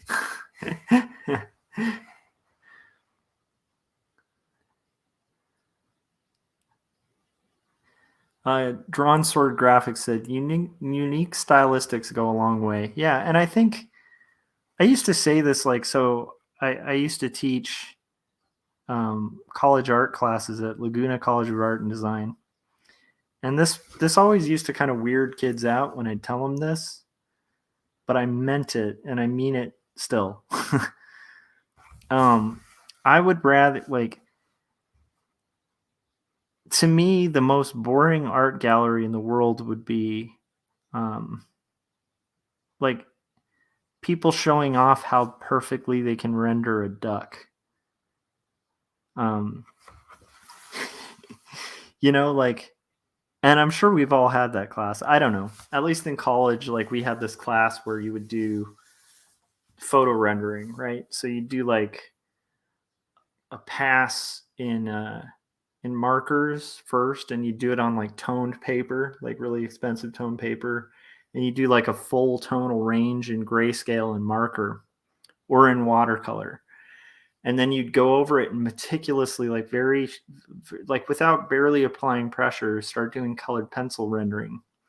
You do a little bit here, a little bit there, and you build up, and eventually you would have made like this perfectly rendered photograph. It like you couldn't tell the difference between the drawing and a picture. And I mean, you know, you learn some of those techniques sometimes in art school, like photo rendering, you know, where you're just like photorealistically creating pieces. So imagine like every person in a room, like every artist just decides to do that technique with like a picture of a duck. And then like you go to a gallery that's all of those. It's the same photo of a duck rendered to perfection by every artist there. To me, like you go to that gallery, it's boring as hell. Like you're not going to remember. I don't know. I don't think you're going to remember any names of the artists in that gallery, right? Because at the end of the day, you're just going to be like, yeah, that's crazy. That looked like a photo, you know, like, but like they all look exactly the same, you know. I'd rather see like a bunch of crayon drawings by like 4-year-old kids of ducks, like their version of a duck, like what they think a duck looks like. I'd rather see like drawings with ideas like that are poorly executed, but they have like really cool concepts. I'd rather see that than like perfection, you know. But that's a very like graphic design kind of mentality where it's like I'd rather see a well executed simple concept that like anyone could do, but like they didn't and they couldn't think of it. I think that's better design than a lot of like really filigree, you know, crazy rendered stuff. I say this as I'm like cross hatching the 50th crosshatch line on, or the 5,000th, you know. So take it with a grain of salt. Like I obviously like craft, but yeah, I feel like it, you know, ideas and style is huge in art. You know, like if you get rid of ideas and style, you have a very stale playing board. So yeah, style is important. Voice is important, right? Like, what are you trying to say? Like, that's huge. You know, I feel like a lot of the time, even when I read comics, like sometimes I'm like, I have no idea what this person's trying to say. I've read some really entertaining action comics where I didn't come out of it feeling like the writers were trying to say anything. Like, you know, like I did just had no idea what they were attempting to say. I just was like, oh, well, that was kind of fun and action packed. And it was like, you know, kind of hitting that, you know, which by the way, I love some of that. Like, you know, like I'm a really big fan of like cheesy kung fu flicks. And I feel like there's a lot of cheesy kung fu flicks that are like complete spectacle. Like you're not going to like walk out of those flicks feeling like this changed my life and my mind. Like you're just kind of watching really cool choreographed fight scenes. And usually they have like a cheap gimmick. Like, you know, I'm volunteering to help my dad watch his liquor store and thugs came and now we have to fight all these thugs to like protect the liquor store or whatever it is, you know. That's okay, but it's like if that's the only voice that's going, it can get kind of dull. Peter said, no damage here. Towns hit west of us. We only had branches down. Lights and internet blinked on and off. Heard there were 4 tornadoes that touched here. Whew. Tornadoes are a scary beast, man. They're scary to me. Probably scarier to me than people who live near them. Because like living in California, I meet a ton of people who are like frightened to death of earthquakes. And like most people in California, I mean, yeah, like we're sane, so of course we're not like excited about earthquakes, but they're just not like as big of a deal. Because we just, we've been through them. But man, tornadoes freak me out. I still have vivid memories of like a couple tornado scares from when I was a kid living in Texas, I believe. And it's like we had some tornado warnings, and I still remember like there were specific areas of the house we had to go to. And like this is like back in radio days, so you'd like sit by like the radio and wait for like the thing to clear.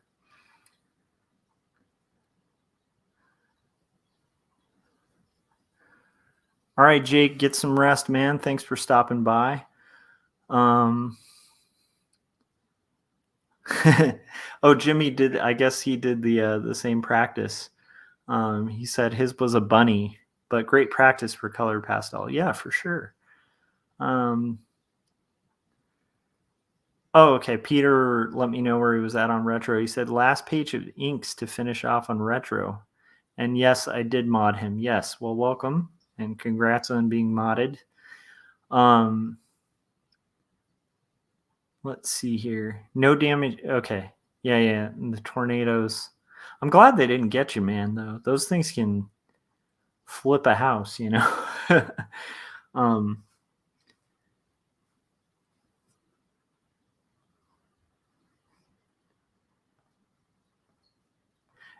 Out of curiosity, Peter, are tornadoes kind of like a newer experience for you, or are they like something you've gotten really familiar with? Just curious. I feel like the goal of classic realism, Adam's saying, is just different from what most of us do. Yeah.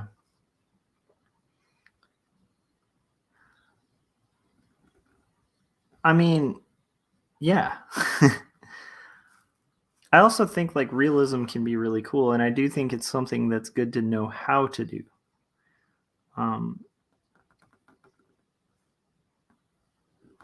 I remember I had a really brilliant life painting teacher, and a lot of people at my school like hated the guy because they felt like he was trying to get them to ditch their style. And so like a lot of illustrators, and I was in the illustration program, and he was a fine art teacher, and a lot of illustrators that I was in school with like absolutely hated this guy. But like I always really appreciated him because his whole thing was like not to abandon your style, but to like kind of come in as a blank slate so that you could learn the basics to then apply your style to.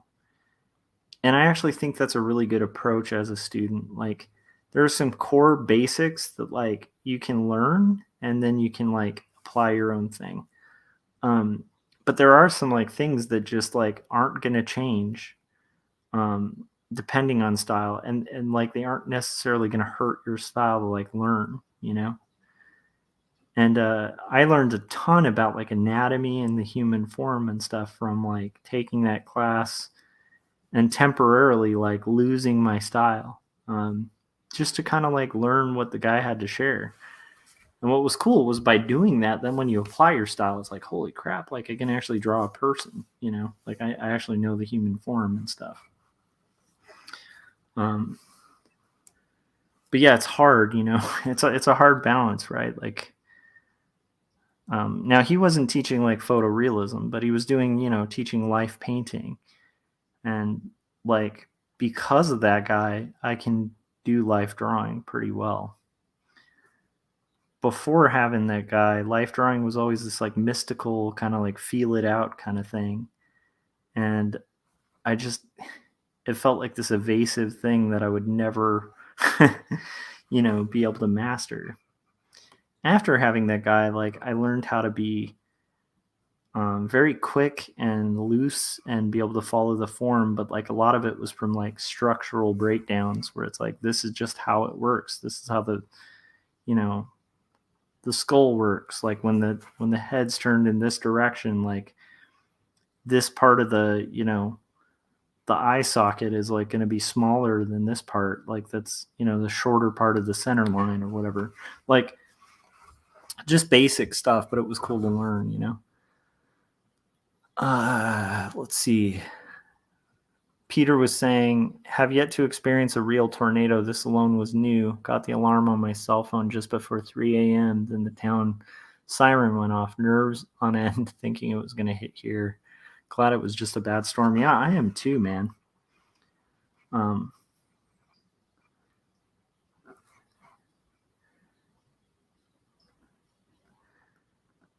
Yeah, I was just talking about this with a close friend where it's like there really is no like I was trying to think of a place in the US that you can live that doesn't have some kind of natural disaster potentially looming, When I lived in Portland, everybody was just pretty comfortable living on volcanoes.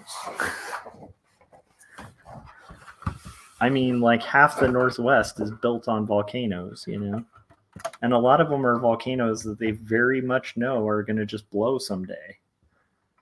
And they're just kind of like, I don't know, they just get used to it, But it was just such a like weird thing, realizing, wow, okay, so that's just a potential hazard of like living in those areas.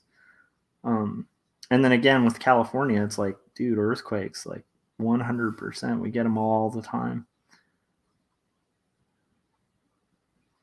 They're always rattling, to deal with, but it's fascinating, like how like I don't know. I guess it's kind of like I have friends who live in Arizona and they've talked about scorpions, like scorpions are like a thing. um and that just sounded so creepy to me, like the idea that like you could have a house that like gets infested with scorpions. I was like, oh my gosh, how does anybody live in an area where you're going to have like scorpion infested houses? But then like the area I live, it's not like super unusual to have like black widows, so it's like, which is like super creepy to a lot of people. So it's like, and not that I'm like a fan of black widows, it's just because I live near it, it's less, I don't know, it's like familiarity makes it less scary, But I'm glad you're safe, man.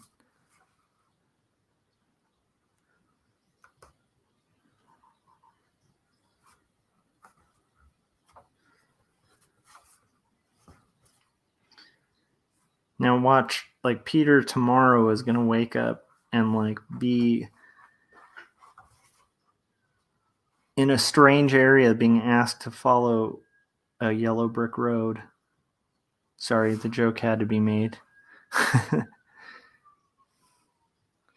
You're gonna click your shoes, Peter, and find yourself in a strange territory.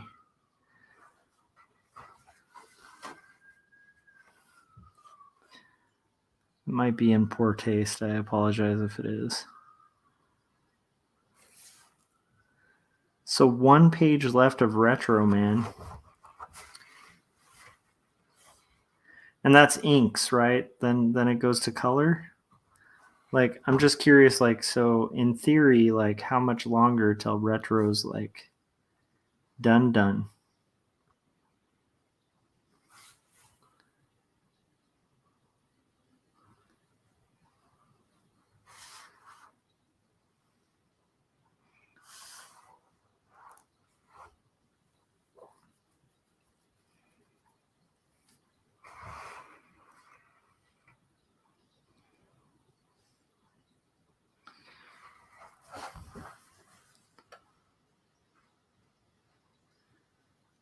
I will tell you guys, this Vietnamese vegetarian place we ate at in Westminster, man. It was called Bo D, and holy crap, like it was beyond delicious. Like it, it's weird because it's like I think if you're Now, I'm not a vegetarian, you know. I have relatives who are. And I've heard mixed things from vegetarians. And I feel mixed about vegetarian food myself. Like, I feel like a lot of the best vegetarian food is not even trying to be meat. You know, it's like those big portobello sandwiches, you know, where it's exploiting the fact that like portobello mushrooms are delicious, right? Um, or like black bean burgers, you know, where it's not trying to be meat. It's just like this delicious, spicy black bean like patty, you know.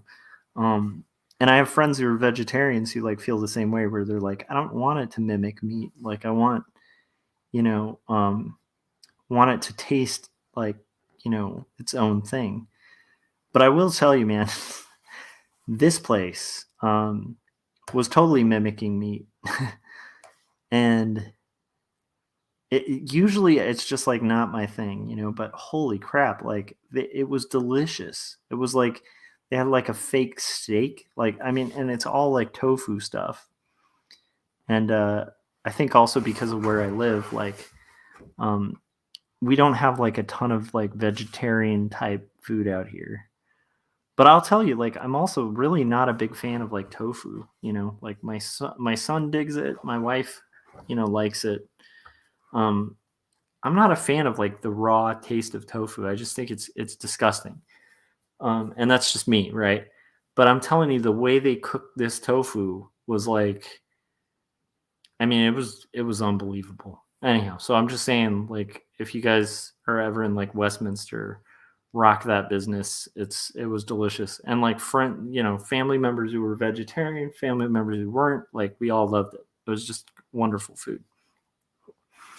Oh, Philip said, I'm vegetarian and I agree 100%. Peter said, let's see, Retro 2022, February or March to be conservative. Good, dude. Hell yes. Colors, final script, book production, merch, and shipping. That's really cool, man. That's a big accomplishment. But yeah, also this was like one of those places that has those delicious like spring rolls. But they're like the spring roll that you like wrap in lettuce. Like you kind of fold the lettuce over it and then you like dip it, and it's like in this like bean paste stuff. It was I just can't even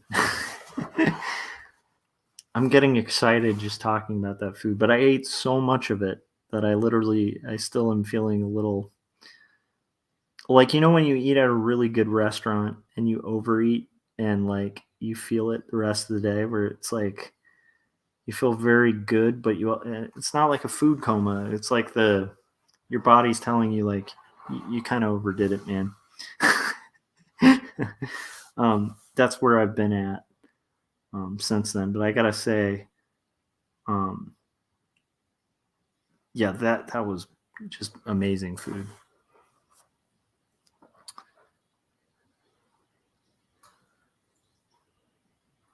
And Philip was saying tofu on its own is bland, but it's supposed to absorb the flavors of what it's cooked in if it's done right. Yeah, the kind of tofu I'm saying I don't like is like the kind of more just tofu as tofu. You know, um,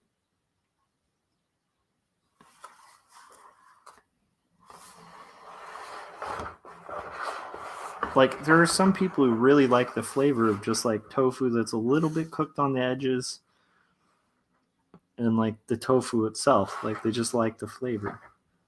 Um, I'm just not one of those guys. But I will tell you, man, like, yeah, that place changed my mind a little bit on tofu. I mean, I've had places like that before where I've just been like, holy moly, like it's just incredible what they can do. Um,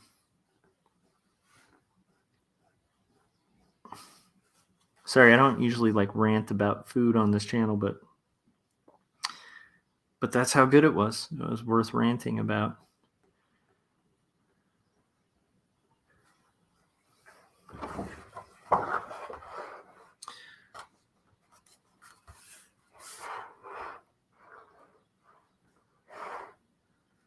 I'm kind of excited because I'm getting close to done with this page, and I was feeling really good about it, and then I heard Peter's almost done with his comic.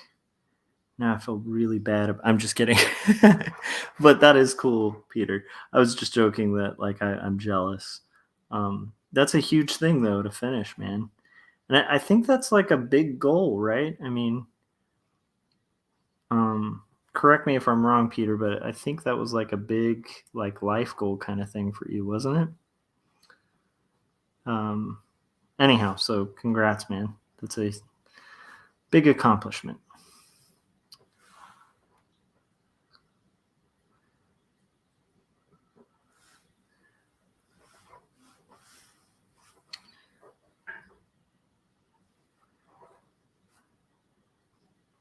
I think my internal clock is back on because it's like now my body knows that we're at the 2 hour mark. But I'm going to trick it. Because again, like every time we hit about an hour on this, I usually will take like a 20 to 30-second break.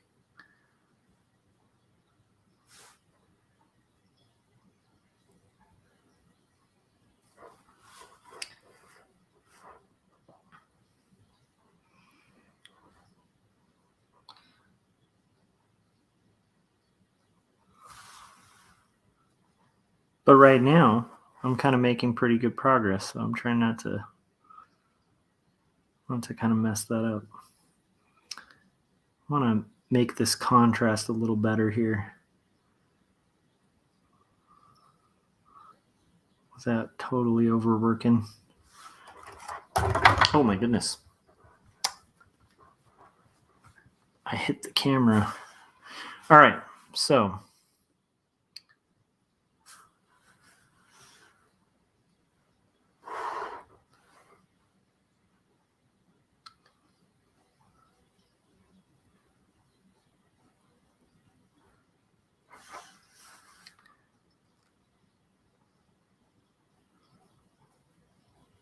anyhow, so my wife was a vegetarian for like the first decade or so that we were together. And so I definitely got to know a lot about vegetarian food and different vegetarian options and stuff. And grew to appreciate it, you know. And also grew to understand like how annoying it is for vegetarians to hear, you know, because like my wife and I, like anytime she'd mention she's no longer a vegetarian, but it's like anytime she'd even mention it, you know, it would end up with that conversation of like, so why don't you eat meat? Like, really? You can't, like, it was just this crazy thing for people to, and she wasn't like, you know, like a preachy vegetarian, you know, where she's like telling everybody, you all need to be vegetarian. Like, she just, you know, did it by choice, and it wasn't like a huge thing. It was just a choice, you know? And like I said, almost every social gathering we'd go to, I could see it just slowly kill her as like she had to explain for like the 50,000th time to somebody like, yes, I don't eat meat. No, I don't, you know, like don't like pretty much almost like explain to people that she wasn't judging them, you know. That it was just a choice she herself made, and like it was just kind of, you know. Anyhow, so I also grew to sympathize a lot with vegetarians too. In like just having to have that conversation over and over again. Like, you guys are amazing for putting up with that. Peter was saying to get retro. Philip said he's fading out, has to hit the sack. Great talking to you and seeing your work. Well, thank you, Philip. Thanks for stopping by, man. I appreciate you hanging with us. Have a good night or morning, depending. Peter said to get retro done is big yes. Then next year I have a dozen other books to finish off. Some I'll publish, some other inking gigs with others. It's good to have a full calendar, though. It's feast and famine, right? Sounds like pretty exciting, Peter, because it sounds like a feast period. And that's got to be super amazing, you know?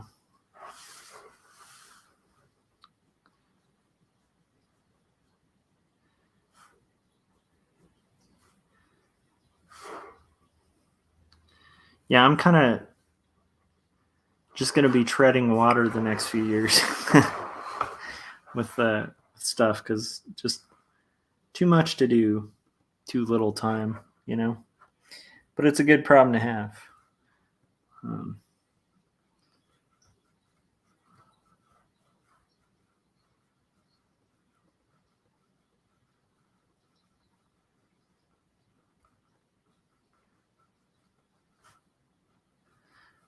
So, Peter, those dozen other projects, are those creator owned, like your own creations? Are they collabs with other people? Like, I'm guessing it's like a mix of a bunch. It sounds to me like you've got a mix of a lot of stuff from all directions.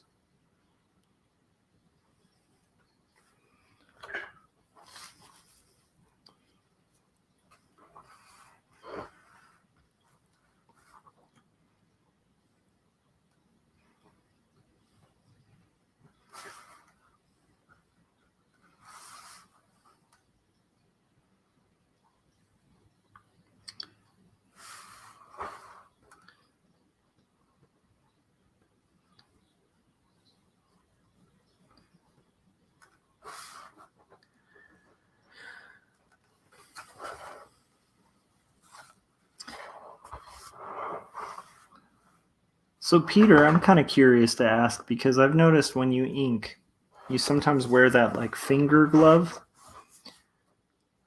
Do you like that more than, like, prior to the finger glove thing? Were you doing this more kind of old school, like just folded paper technique? And then do you like the glove more? And then the one curiosity I have about the glove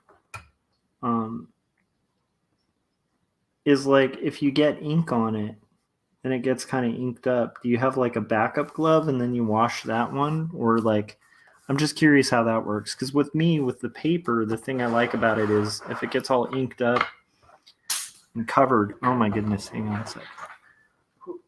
Dropped a pen. If it gets all inked up and covered, it's like I can kind of like toss it or fold it, kind of have a fresh one. And I was kind of curious about that with the glove.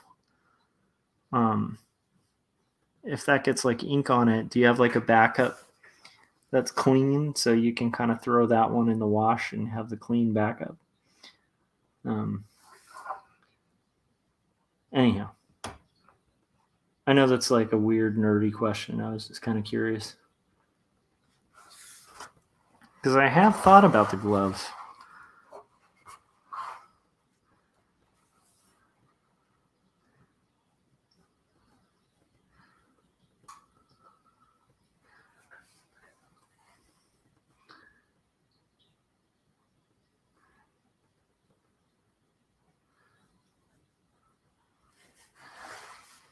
All right.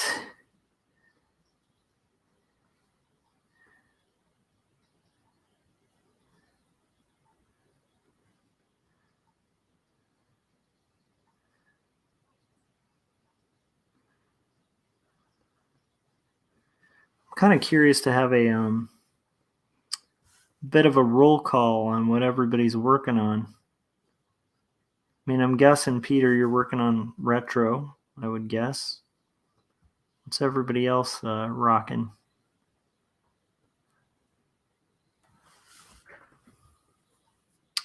One is a graphic novel with Apex Comics Group, their own IP. One is a creator-owned self-publisher. One is a sketchbook. All are creator-owned, you could say. It's cool. That sounds awesome, man.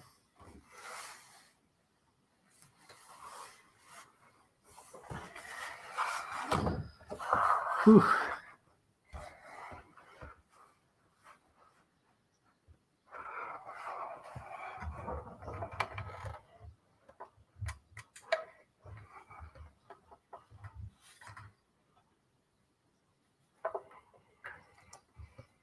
Trying to get this situated so you guys can see. There we go.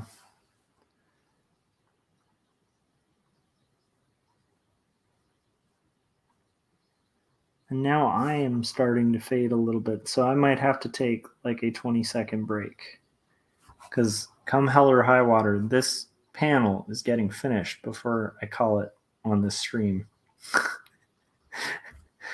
Also, I have to wash this inky, crazy finger.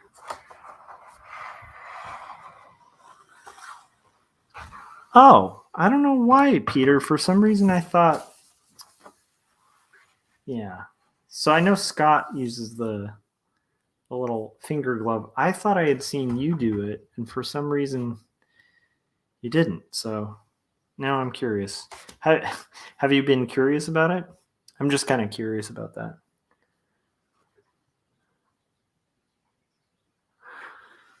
Okay, guys.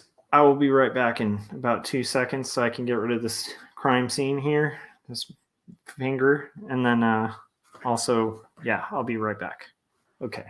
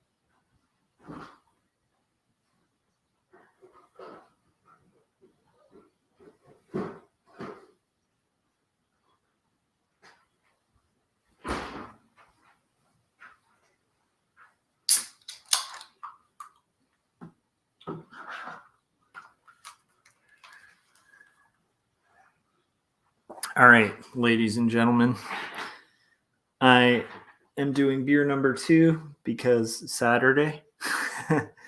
And also, I really need to finish this page or this panel.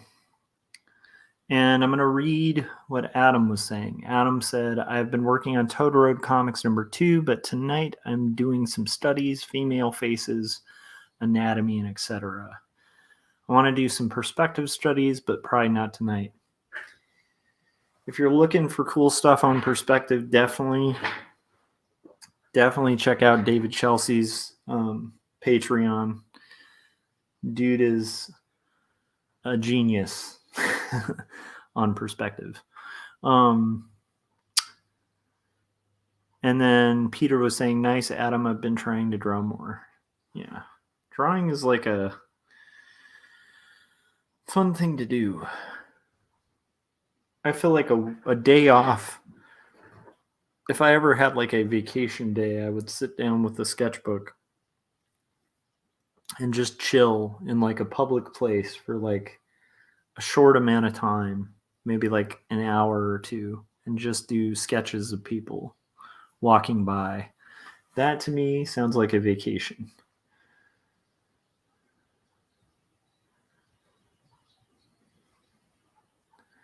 Drawn Sword said, I am penciling my own sci-fi action adventure comic, Conan meets Star Wars, Tales of the Jedi. That sounds really fun. So like a barbarian in space.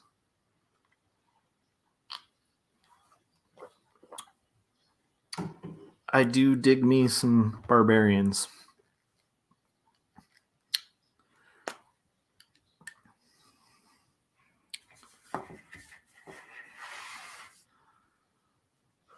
think it's hard to be a kid of the 80s and not have like a fair appreciation of barbarians.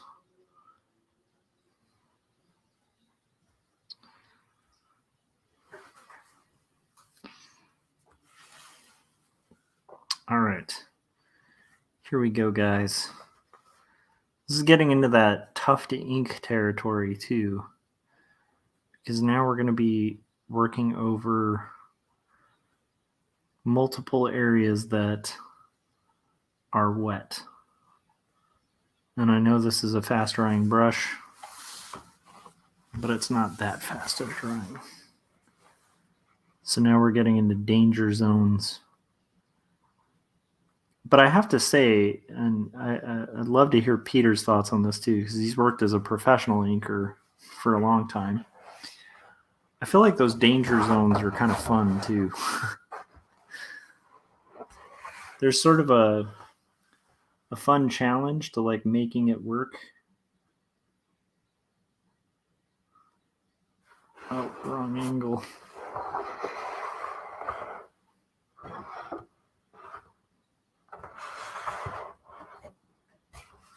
There we go.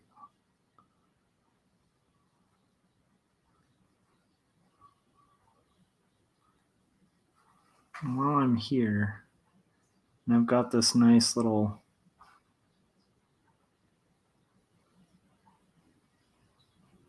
spot, and I'm getting pretty juicy good lines.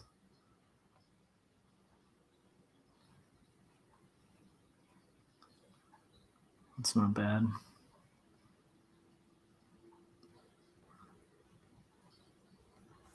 Anyhow, I feel like half the fun of inking is kind of finding those weird angles you can get away with.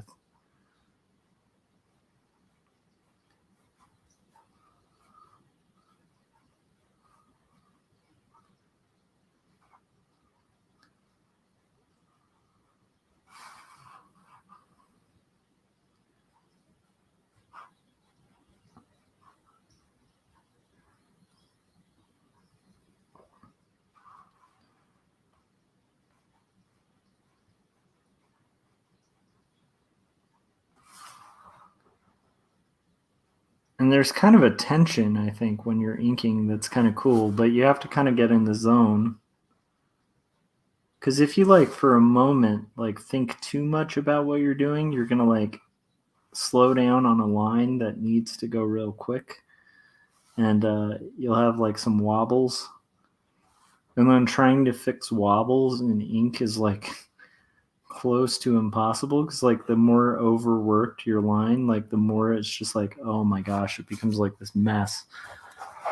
So there's like this flow state, you kind of have to get in. And I dig that. Here's what I like about the Pentel though. So if that were like quill or like dip brush, I wouldn't be able to do this like this quickly. Where this is like, that's like a big no-no. It was like I just did those lines. Now I can go over. They're just barely wet, so I'm just going to be a little cautious. Hopefully not smudge the crap out of them. But I like the fact that I can go back with like directional lines right over it. Break the law a little bit. Kind of fun.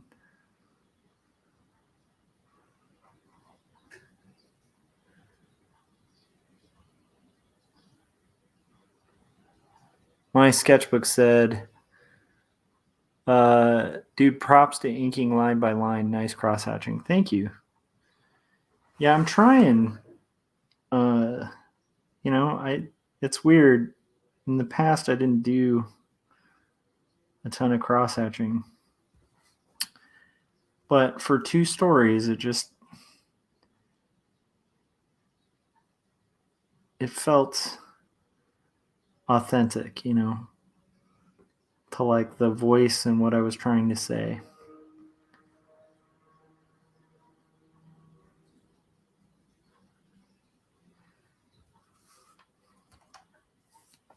Now, when I was a younger artist, I used to do cross-hatching all wrong. And there's one real big trick to cross-hatching that a lot of people get wrong. And once you kind of learn it, I'm not saying I have it down perfect, but like once you learn the trick, then your hatching can kind of create more form and look like less wrong. So the key is the angle. Like most people, when they're starting, they do cross hatching at like a 90-degree angle, which is great if you're trying to make things look like they're made out of sackcloth. But it's not so great for value. So the catch with cross hatching is on your second line, you want to try to be at like a 45-degree angle. That's it. That's the big trick. To like effective cross hatching should be at like a 45. If you do it at like a 90, it's going to look more like a pattern and less like rendering.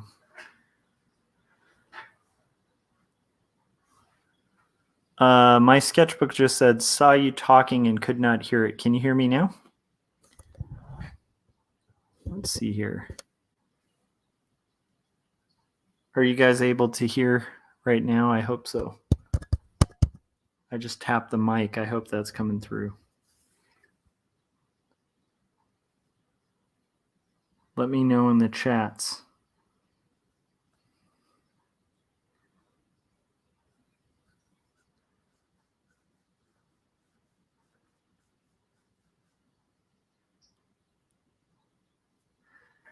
I mean the line itself. So Adam was saying, did you mean the line itself or the angle of the pen? And I mean the line itself. Like you want it at a 45-degree angle on your second pass.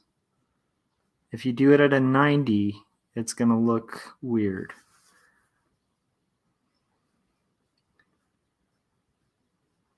And I remember this because I was really mad at an illustration teacher I had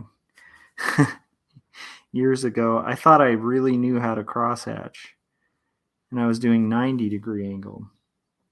And they were basically like, hey, your cross here, I'll draw it real quick. So I think my crosshatching was like, oof, looked like this, right? And they were like, that's wrong. Like what you need to do is this.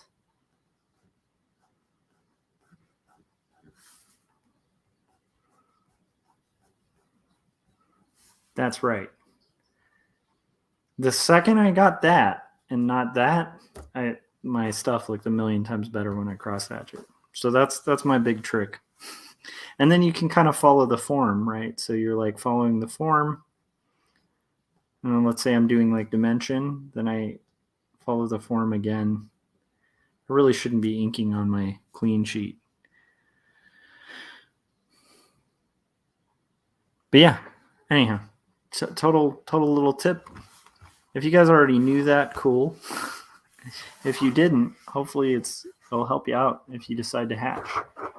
Because you'll start noticing it too when you see it done. You'll be like, oh, that is actually true. And I was furious with my professor when they brought that up because I thought at the time that I really understood cross-hatching.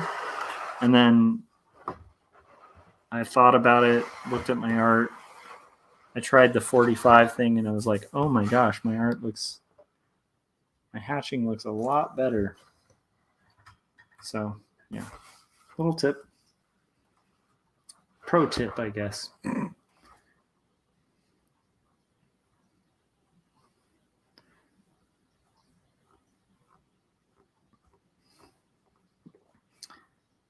And I'm being told in the chats that people are hearing me, which makes me happy. So that's good. Glad I'm not on mute. I was worried I might have like some kind of audio thing because sometimes that happens. All right.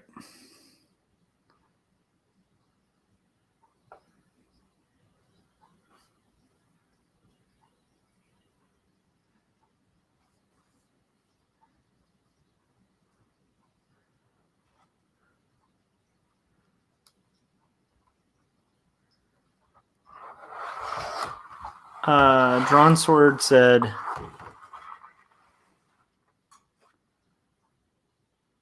oh, my sketchbook said, had you muted, my bad. No worries, man. I appreciate you checking it out.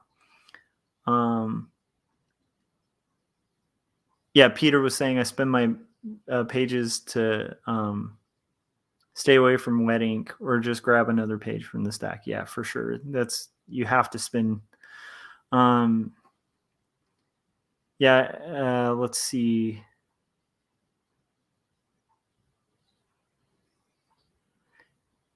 Drawn Sword was saying Adam, Kirby, Williams, BWS, Boland, Buscema, Bisley.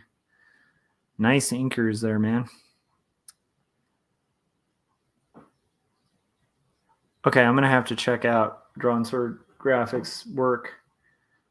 Peter, can you throw like a link to his stuff since you're modding? That'd be fun.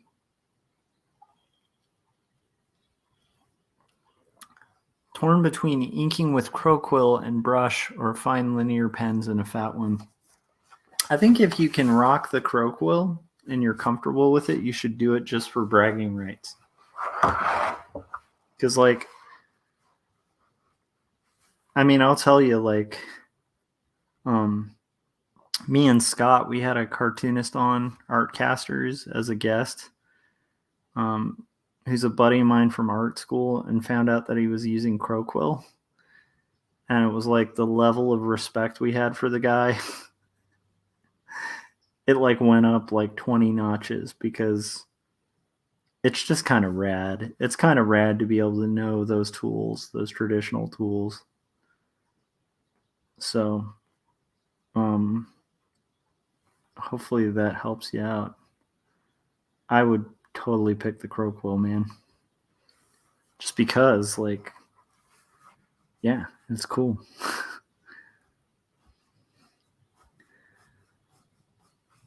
That was actually the last conversation I had about Quill, and I realized from that conversation at some point in the future, when I'm done with the 100 or so pages on this book and the 100 or so pages on the next book that I'm doing digitally, at some point, maybe the project after that, because this will be completed, then I might dip into Quill. Both metaphorically and literally dip in. So.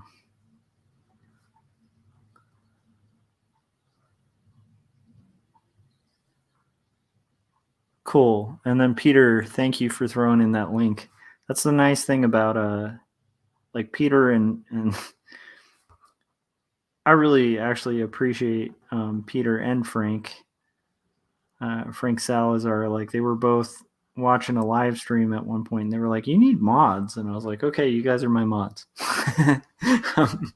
But like, I really appreciate it because we can do things like include links in the chats and stuff, which is super awesome. So if you guys want to see Drawn Sword graphics, I'm going to check those out.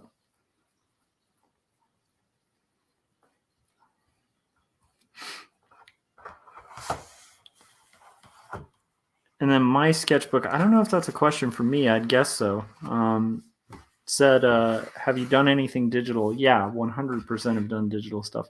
So I'm an art director for my day job. And so I do tons of digital art. That's pretty much what I do for a living, like during the day. And then I of course, do like traditional too. Right now, what I'm working on is book 2 of 2 stories. I'm guessing that question was for me. 2 stories is like my graphic novel, which the first one I'll show you. How is this book? And it's out from Marcosia. I'll try to kind of, anyhow, it's like 120 something pages, hand lettered, hand inked, and it's a story that's about my journey. It's autobiographical, and it talks about my journey dealing with depression and caregiving for somebody with panic disorder. It's a very heavy book, but it kind of alternates in two different styles. So that's what I'm working on, is book 2 of that. And just the panel here on like page, I think 8 or something, of like 130 something pages that I got to knock out. And then my sketchbook asked, did you do the pencils as well? Yeah, I do pencils, story, script, pencils, lettering, everything. Yeah. These are completely by me, like everything about these comics. So yeah, thank you for asking, though. That's a cool question. I always love the opportunity to hawk my books. Let's see. And then Adam was saying, in my opinion, Quill and brush will look indefinitely better if you can master it, but look sloppier if not. But pens are way easier to control, but less dynamic. Agree with Adam. I think Adam spoke pretty much what I think. My sketchbook said, that's why I don't say that, because I don't want to be a mod. I like that. Yeah, I don't know. I mean, I appreciated them suggesting mods, though, because it has helped a lot. We did art casters a couple days ago too, and it was so nice to have like Frank be able to like link things, and we had a couple bots show up, and it was nice to be able to kick them. Yeah, it was pretty awesome. So I really appreciate Peter and Frank like for agreeing to do that, because modding is a good responsibility. Then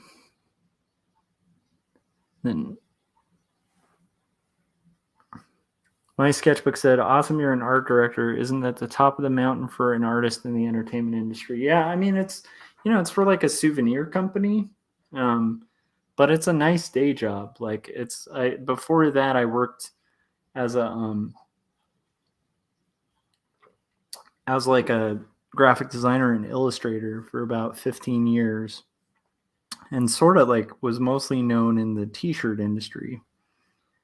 And then half of why I was like freelancing at the time, because I was running my own business and like pretty successfully too. But half of why I was doing it was like to try to make time to work on these really heartfelt, like slice of life comics that I like to make. What I found was I was spending so much time like chasing clients and like doing jobs like for a living that like I didn't really have a lot of time to work on the passion projects that were the whole reason I wanted to work for myself.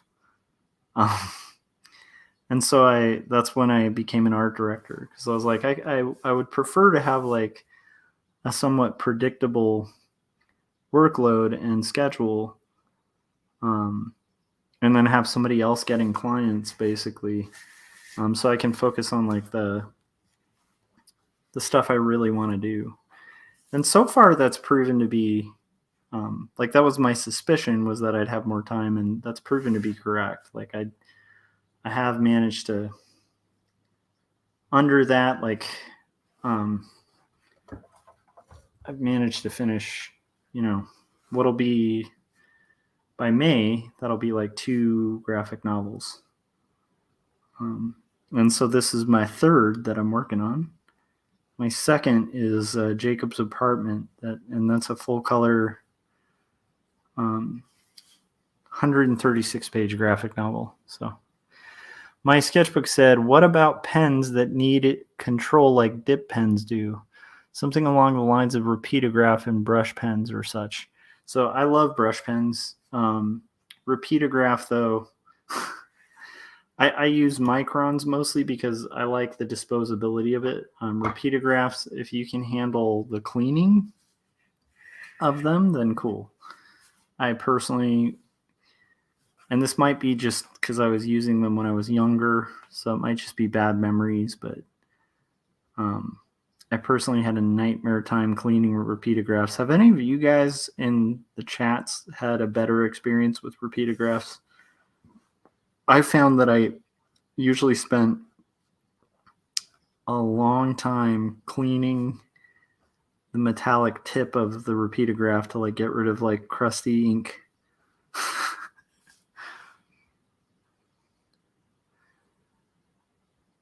And then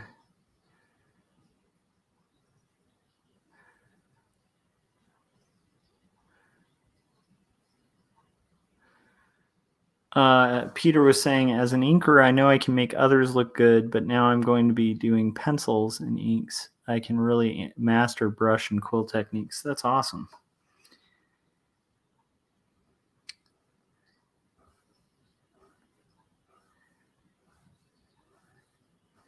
Yeah, and I think there's like, you know, even the way I'm inking here, it's like I know a lot of people who would not at all choose to like do cross hatching with a brush. I like the brush because I find it's quicker than a pen, and I can get this like really interesting thick and thin. So even though it's like these very thin lines, there's like some variation in them that almost feels like quill, but it might be insane to kind of do hatching with a brush like this. I don't know. I find that it's really quick. But then again, I'm a pretty slow artist, so like what I consider quick may not be what another artist would consider quick, you know? Let's see here. Sticky Art came in and said, I use microns mainly. I do love me a micron. I'm just saying, if you have a micron, let's say you have, like for me, I used to have a whole variety, but pretty much with the scale I work at, I need a 1, a 5, and an 8. That's basically it, you know? And so what I need is like multiple 1s, multiple 5s, and multiple 8s. If you're going to work in microns, you want to have fresh microns so you don't end up abusing a dead micron. Because like there's nothing that'll kill your inks more. And Peter, who's been a professional inker, can probably back me up on this. Nothing will kill your inks more than a dead, like a dead brush or a dead pen. You need it loaded, unless you're going for like a dry brush look or something. Adam was saying I'm fond of repeatographs, but really just has a very specific look to it. Kind of limited, but in its own charming way. You just open the pen and refill it, and half your hand is covered with ink all of a sudden. Well, I mean, half my hand is covered in ink anyway. Copic multi-liners are really cool. Cross-hatching and proper ink drawing is a great equalizer. No one is super fast at it, especially if it's intricate in detail, like Alfonso Dunn piece. That's awesome.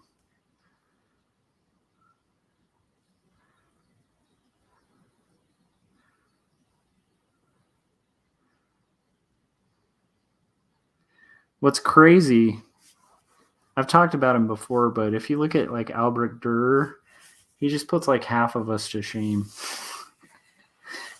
Like, you think about when Albrecht Dürer was working, right? Just check out his not his paintings. I hate his painting. I mean, I don't hate him. I just don't think he was the greatest painter. But if you look at his woodcuts, man, like the Four Horsemen of the Apocalypse prints, and then you just imagine like this is a dude who was doing woodcuts. Like he was carving that crap into wood. It just, I don't know. For me, that keeps me humble. Anytime I start feeling good about my inks, I look at stuff that Albrecht Dürer was doing like 500 years ago, and I'm like, oh man, I suck. Especially with cross-hatching, right? Those like perfection. Or if you look at like his drawing of like a rhinoceros that was just made based on some like explorer's description of it, like he had never seen a rhinoceros in his life. It's like both charming and kind of amazing because it actually looks quite a bit like a rhinoceros.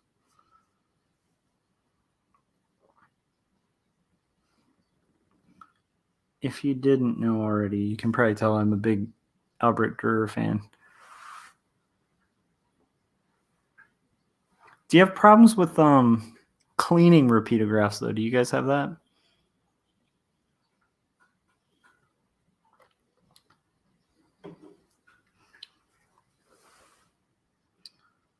Because that was my big, like, I have a decent little repeatograph set, but I just don't want to bust it out because it's like a pain in the butt. It's a pain in the butt to clean. I didn't get into art to clean. That's probably just me being lazy though. But again, like, one of the things I love about like the pocket brush pen is like if I kill the tip or whatever, I can just trash it.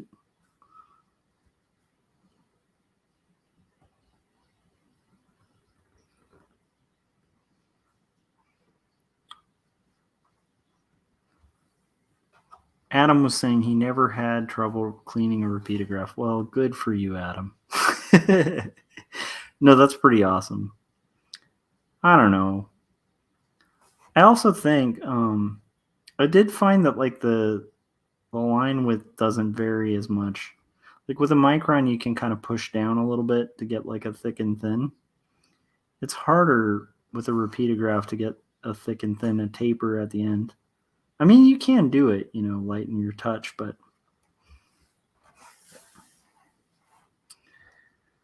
Drawn Sword Graphics asked, how long do you get out of your brush pen? Well, the nice thing about these is they're refillable, so they last quite a while. And if I start finding they're dead, I have like a whole crap load of these like ink cartridges piled up so that I can just boom, pop in a new one. And then if the tip dies, like, which, usually that'll be like 5 or 6 pages, I might need to drop the pen and go with a new brush. Like if I find that like the hairs are split or something, which will happen when you ink a lot. It's a hair splitting adventure.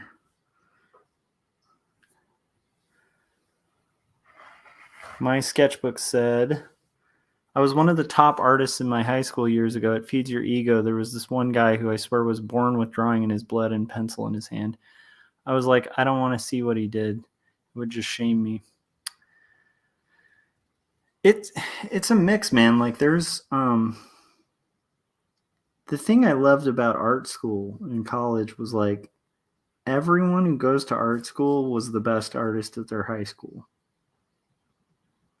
So like it's a really interesting moment where like I was kind of a hot shot at my high school. I was easily the best artist in my class. And I'm not saying that like as a braggy thing, because like I didn't go to a big high school, it was like a small school. And I had won some like state awards and stuff, and like gotten like a lot of like little high school trophies or whatever based on my art. And I kind of felt like, it's weird, but it's like you get used to kind of being like the artist in your class or like the artist that your friends know and stuff. And it's interesting when you get to like college level where you're like not a big fish in a small pond anymore. You're like a very microscopic fish in an ocean. And then like when you get out of art school, it's like you're like a microscopic fish in an ocean full of oceans. I don't know. That was my experience. So like the one lesson that comes out of that is you just got to work your butt off and really want it. You can't really aim to be like the best. You just need to be the best you've been. And anyhow, my point is, in high school, that was a huge motivation for me. It was like being the best kid in my high school, right? Like And that was possible. But you're gonna, as you level up as an artist, you're gonna see um, just how crazy impossible it is to be the best artist. Like, and then you're gonna meet people you admire, and like they're looking like 10 steps above them. Like, you kind of can't be the best artist.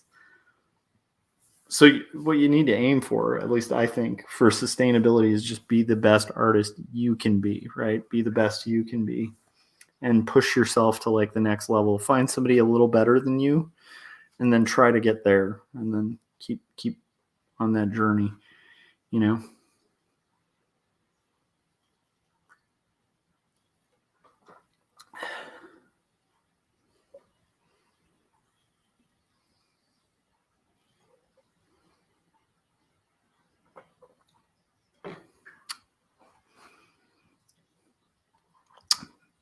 Okay, my sketchbook was saying Peter never bothered me. I just like to mess with my friends because they would use him to humble me because I would mess with them, even though I would mess up many times.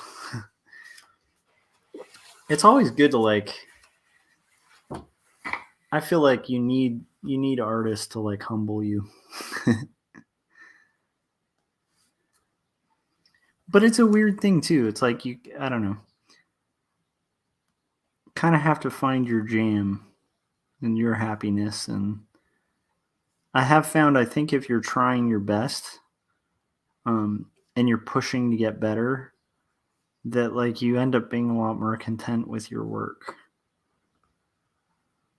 Even though like of course like the better you get as an artist, like the more you can see errors in what you do.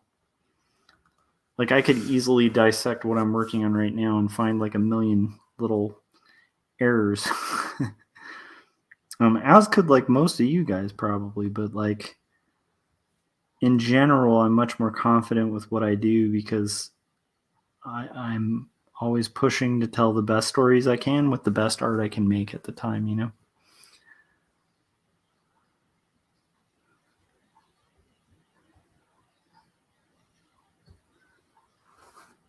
Oh, nice. It sounds like my sketchbook had a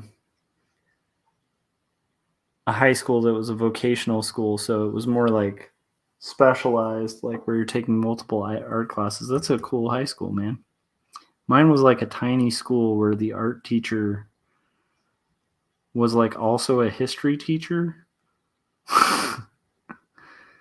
And we had like one art teacher, and then like as the class got bigger, like if you took advanced art, you were like in the same class as like the other kids, just you were given a few better supplies and like some more creative projects. So for me, it was like really easy to believe I was like the biggest fish in the pond because it was a really tiny little pond, you know, we were playing in. Although I think that's a valuable experience as a young artist too. Like, I think especially as a young artist, you need to kind of feel like, you know, I don't know, like those moments where like, you know, if somebody's like really good at football, you know, like it's good for their identity at the time, I think, to have that thing that they're like really good at. Especially at a time like high school where you're like, you know, everybody's like, you know, it's like an era of life where like, you know, identity and style are a big thing, you know.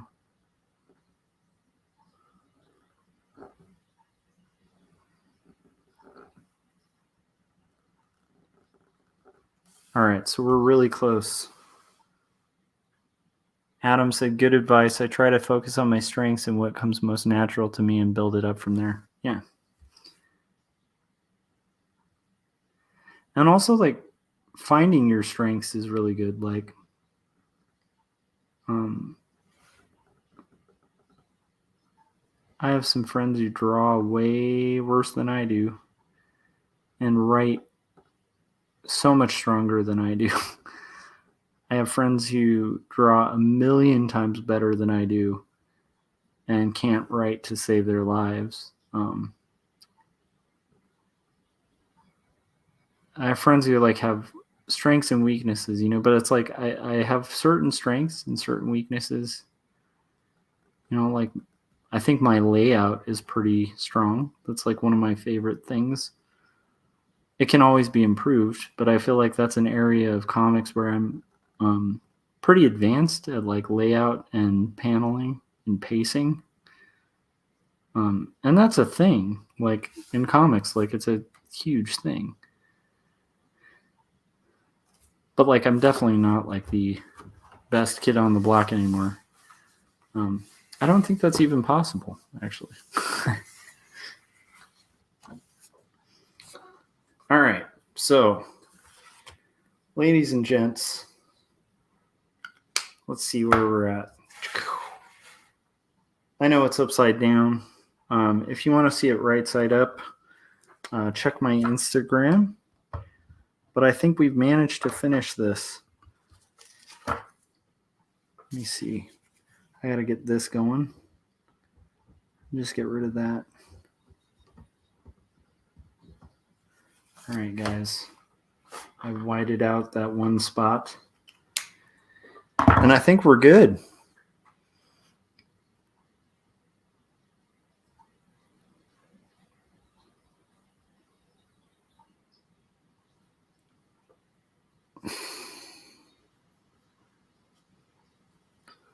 Surprised me when I served in the military. So many artists that were there, many trying to pay for school. It was fun and inspiring. This one guy graduated from what used to be the art institutes back when they first started up. He was good, but just fell in that I only want to work on what I like trope. The internet has humbled many artists now. Yeah, I think it's hard to exist on the internet without being humble, right? I'm so humble, you guys. I just can't believe how. I'm just kidding. That's a joke. Corey Kerr kind of uses a lot when he's on here, where he'll be like, "I'm just so humble, you guys. Like I'm like the most humble. I'm probably like easily like the most humble person you'll meet. You know what I'm saying? Like he'll just kind of like brag about being humble. It's funny. Anyhow, all right, you guys. Thank you so much for hanging out on my stream. I really appreciate you guys. I hope you had some really cool, positive experiences and like got some comics done or some art done. I appreciate you guys keeping me company whilst I love that, Adam. Your legendary modesty. So modest, you guys. It's like I was just talking to a friend the other day and they were like, "How are you so modest?" And I'm like, "I know, I'm like super modest." I'm just kidding. Anyhow. But you guys are awesome, and you guys actually really like keep me going, and it just really encourages me that there's other artists out there who are down to like kind of hang out and watch these streams. And yeah, so I will see you guys on the next live stream. Sorry, my sketchbook, I got to read this too. My humbleness is among the greatest of humble people throughout all existence. But anyhow, guys, I just really appreciate you guys, and I hope that you have a really good day, and I will see you on the next live stream. I'm going to call it because I got to sleep, and you guys took me through it. I managed to get it done. So, all right. Thanks, Peter, too, for being an awesome moderator. And then, Peter, make sure you link to your stuff as well, so people can check out Peter's stuff. Peter, our mod, is also doing live streams and has a YouTube, and he's a professional inker, so you can learn a lot. But so make sure, Peter, you throw your link in there before the stream is done. And with all that being said, I want to wait till Peter can throw in his link. I'm gonna wait for a second just to give him some time, because I know the chat is usually a little bit later than that. So I'm going to give him a second.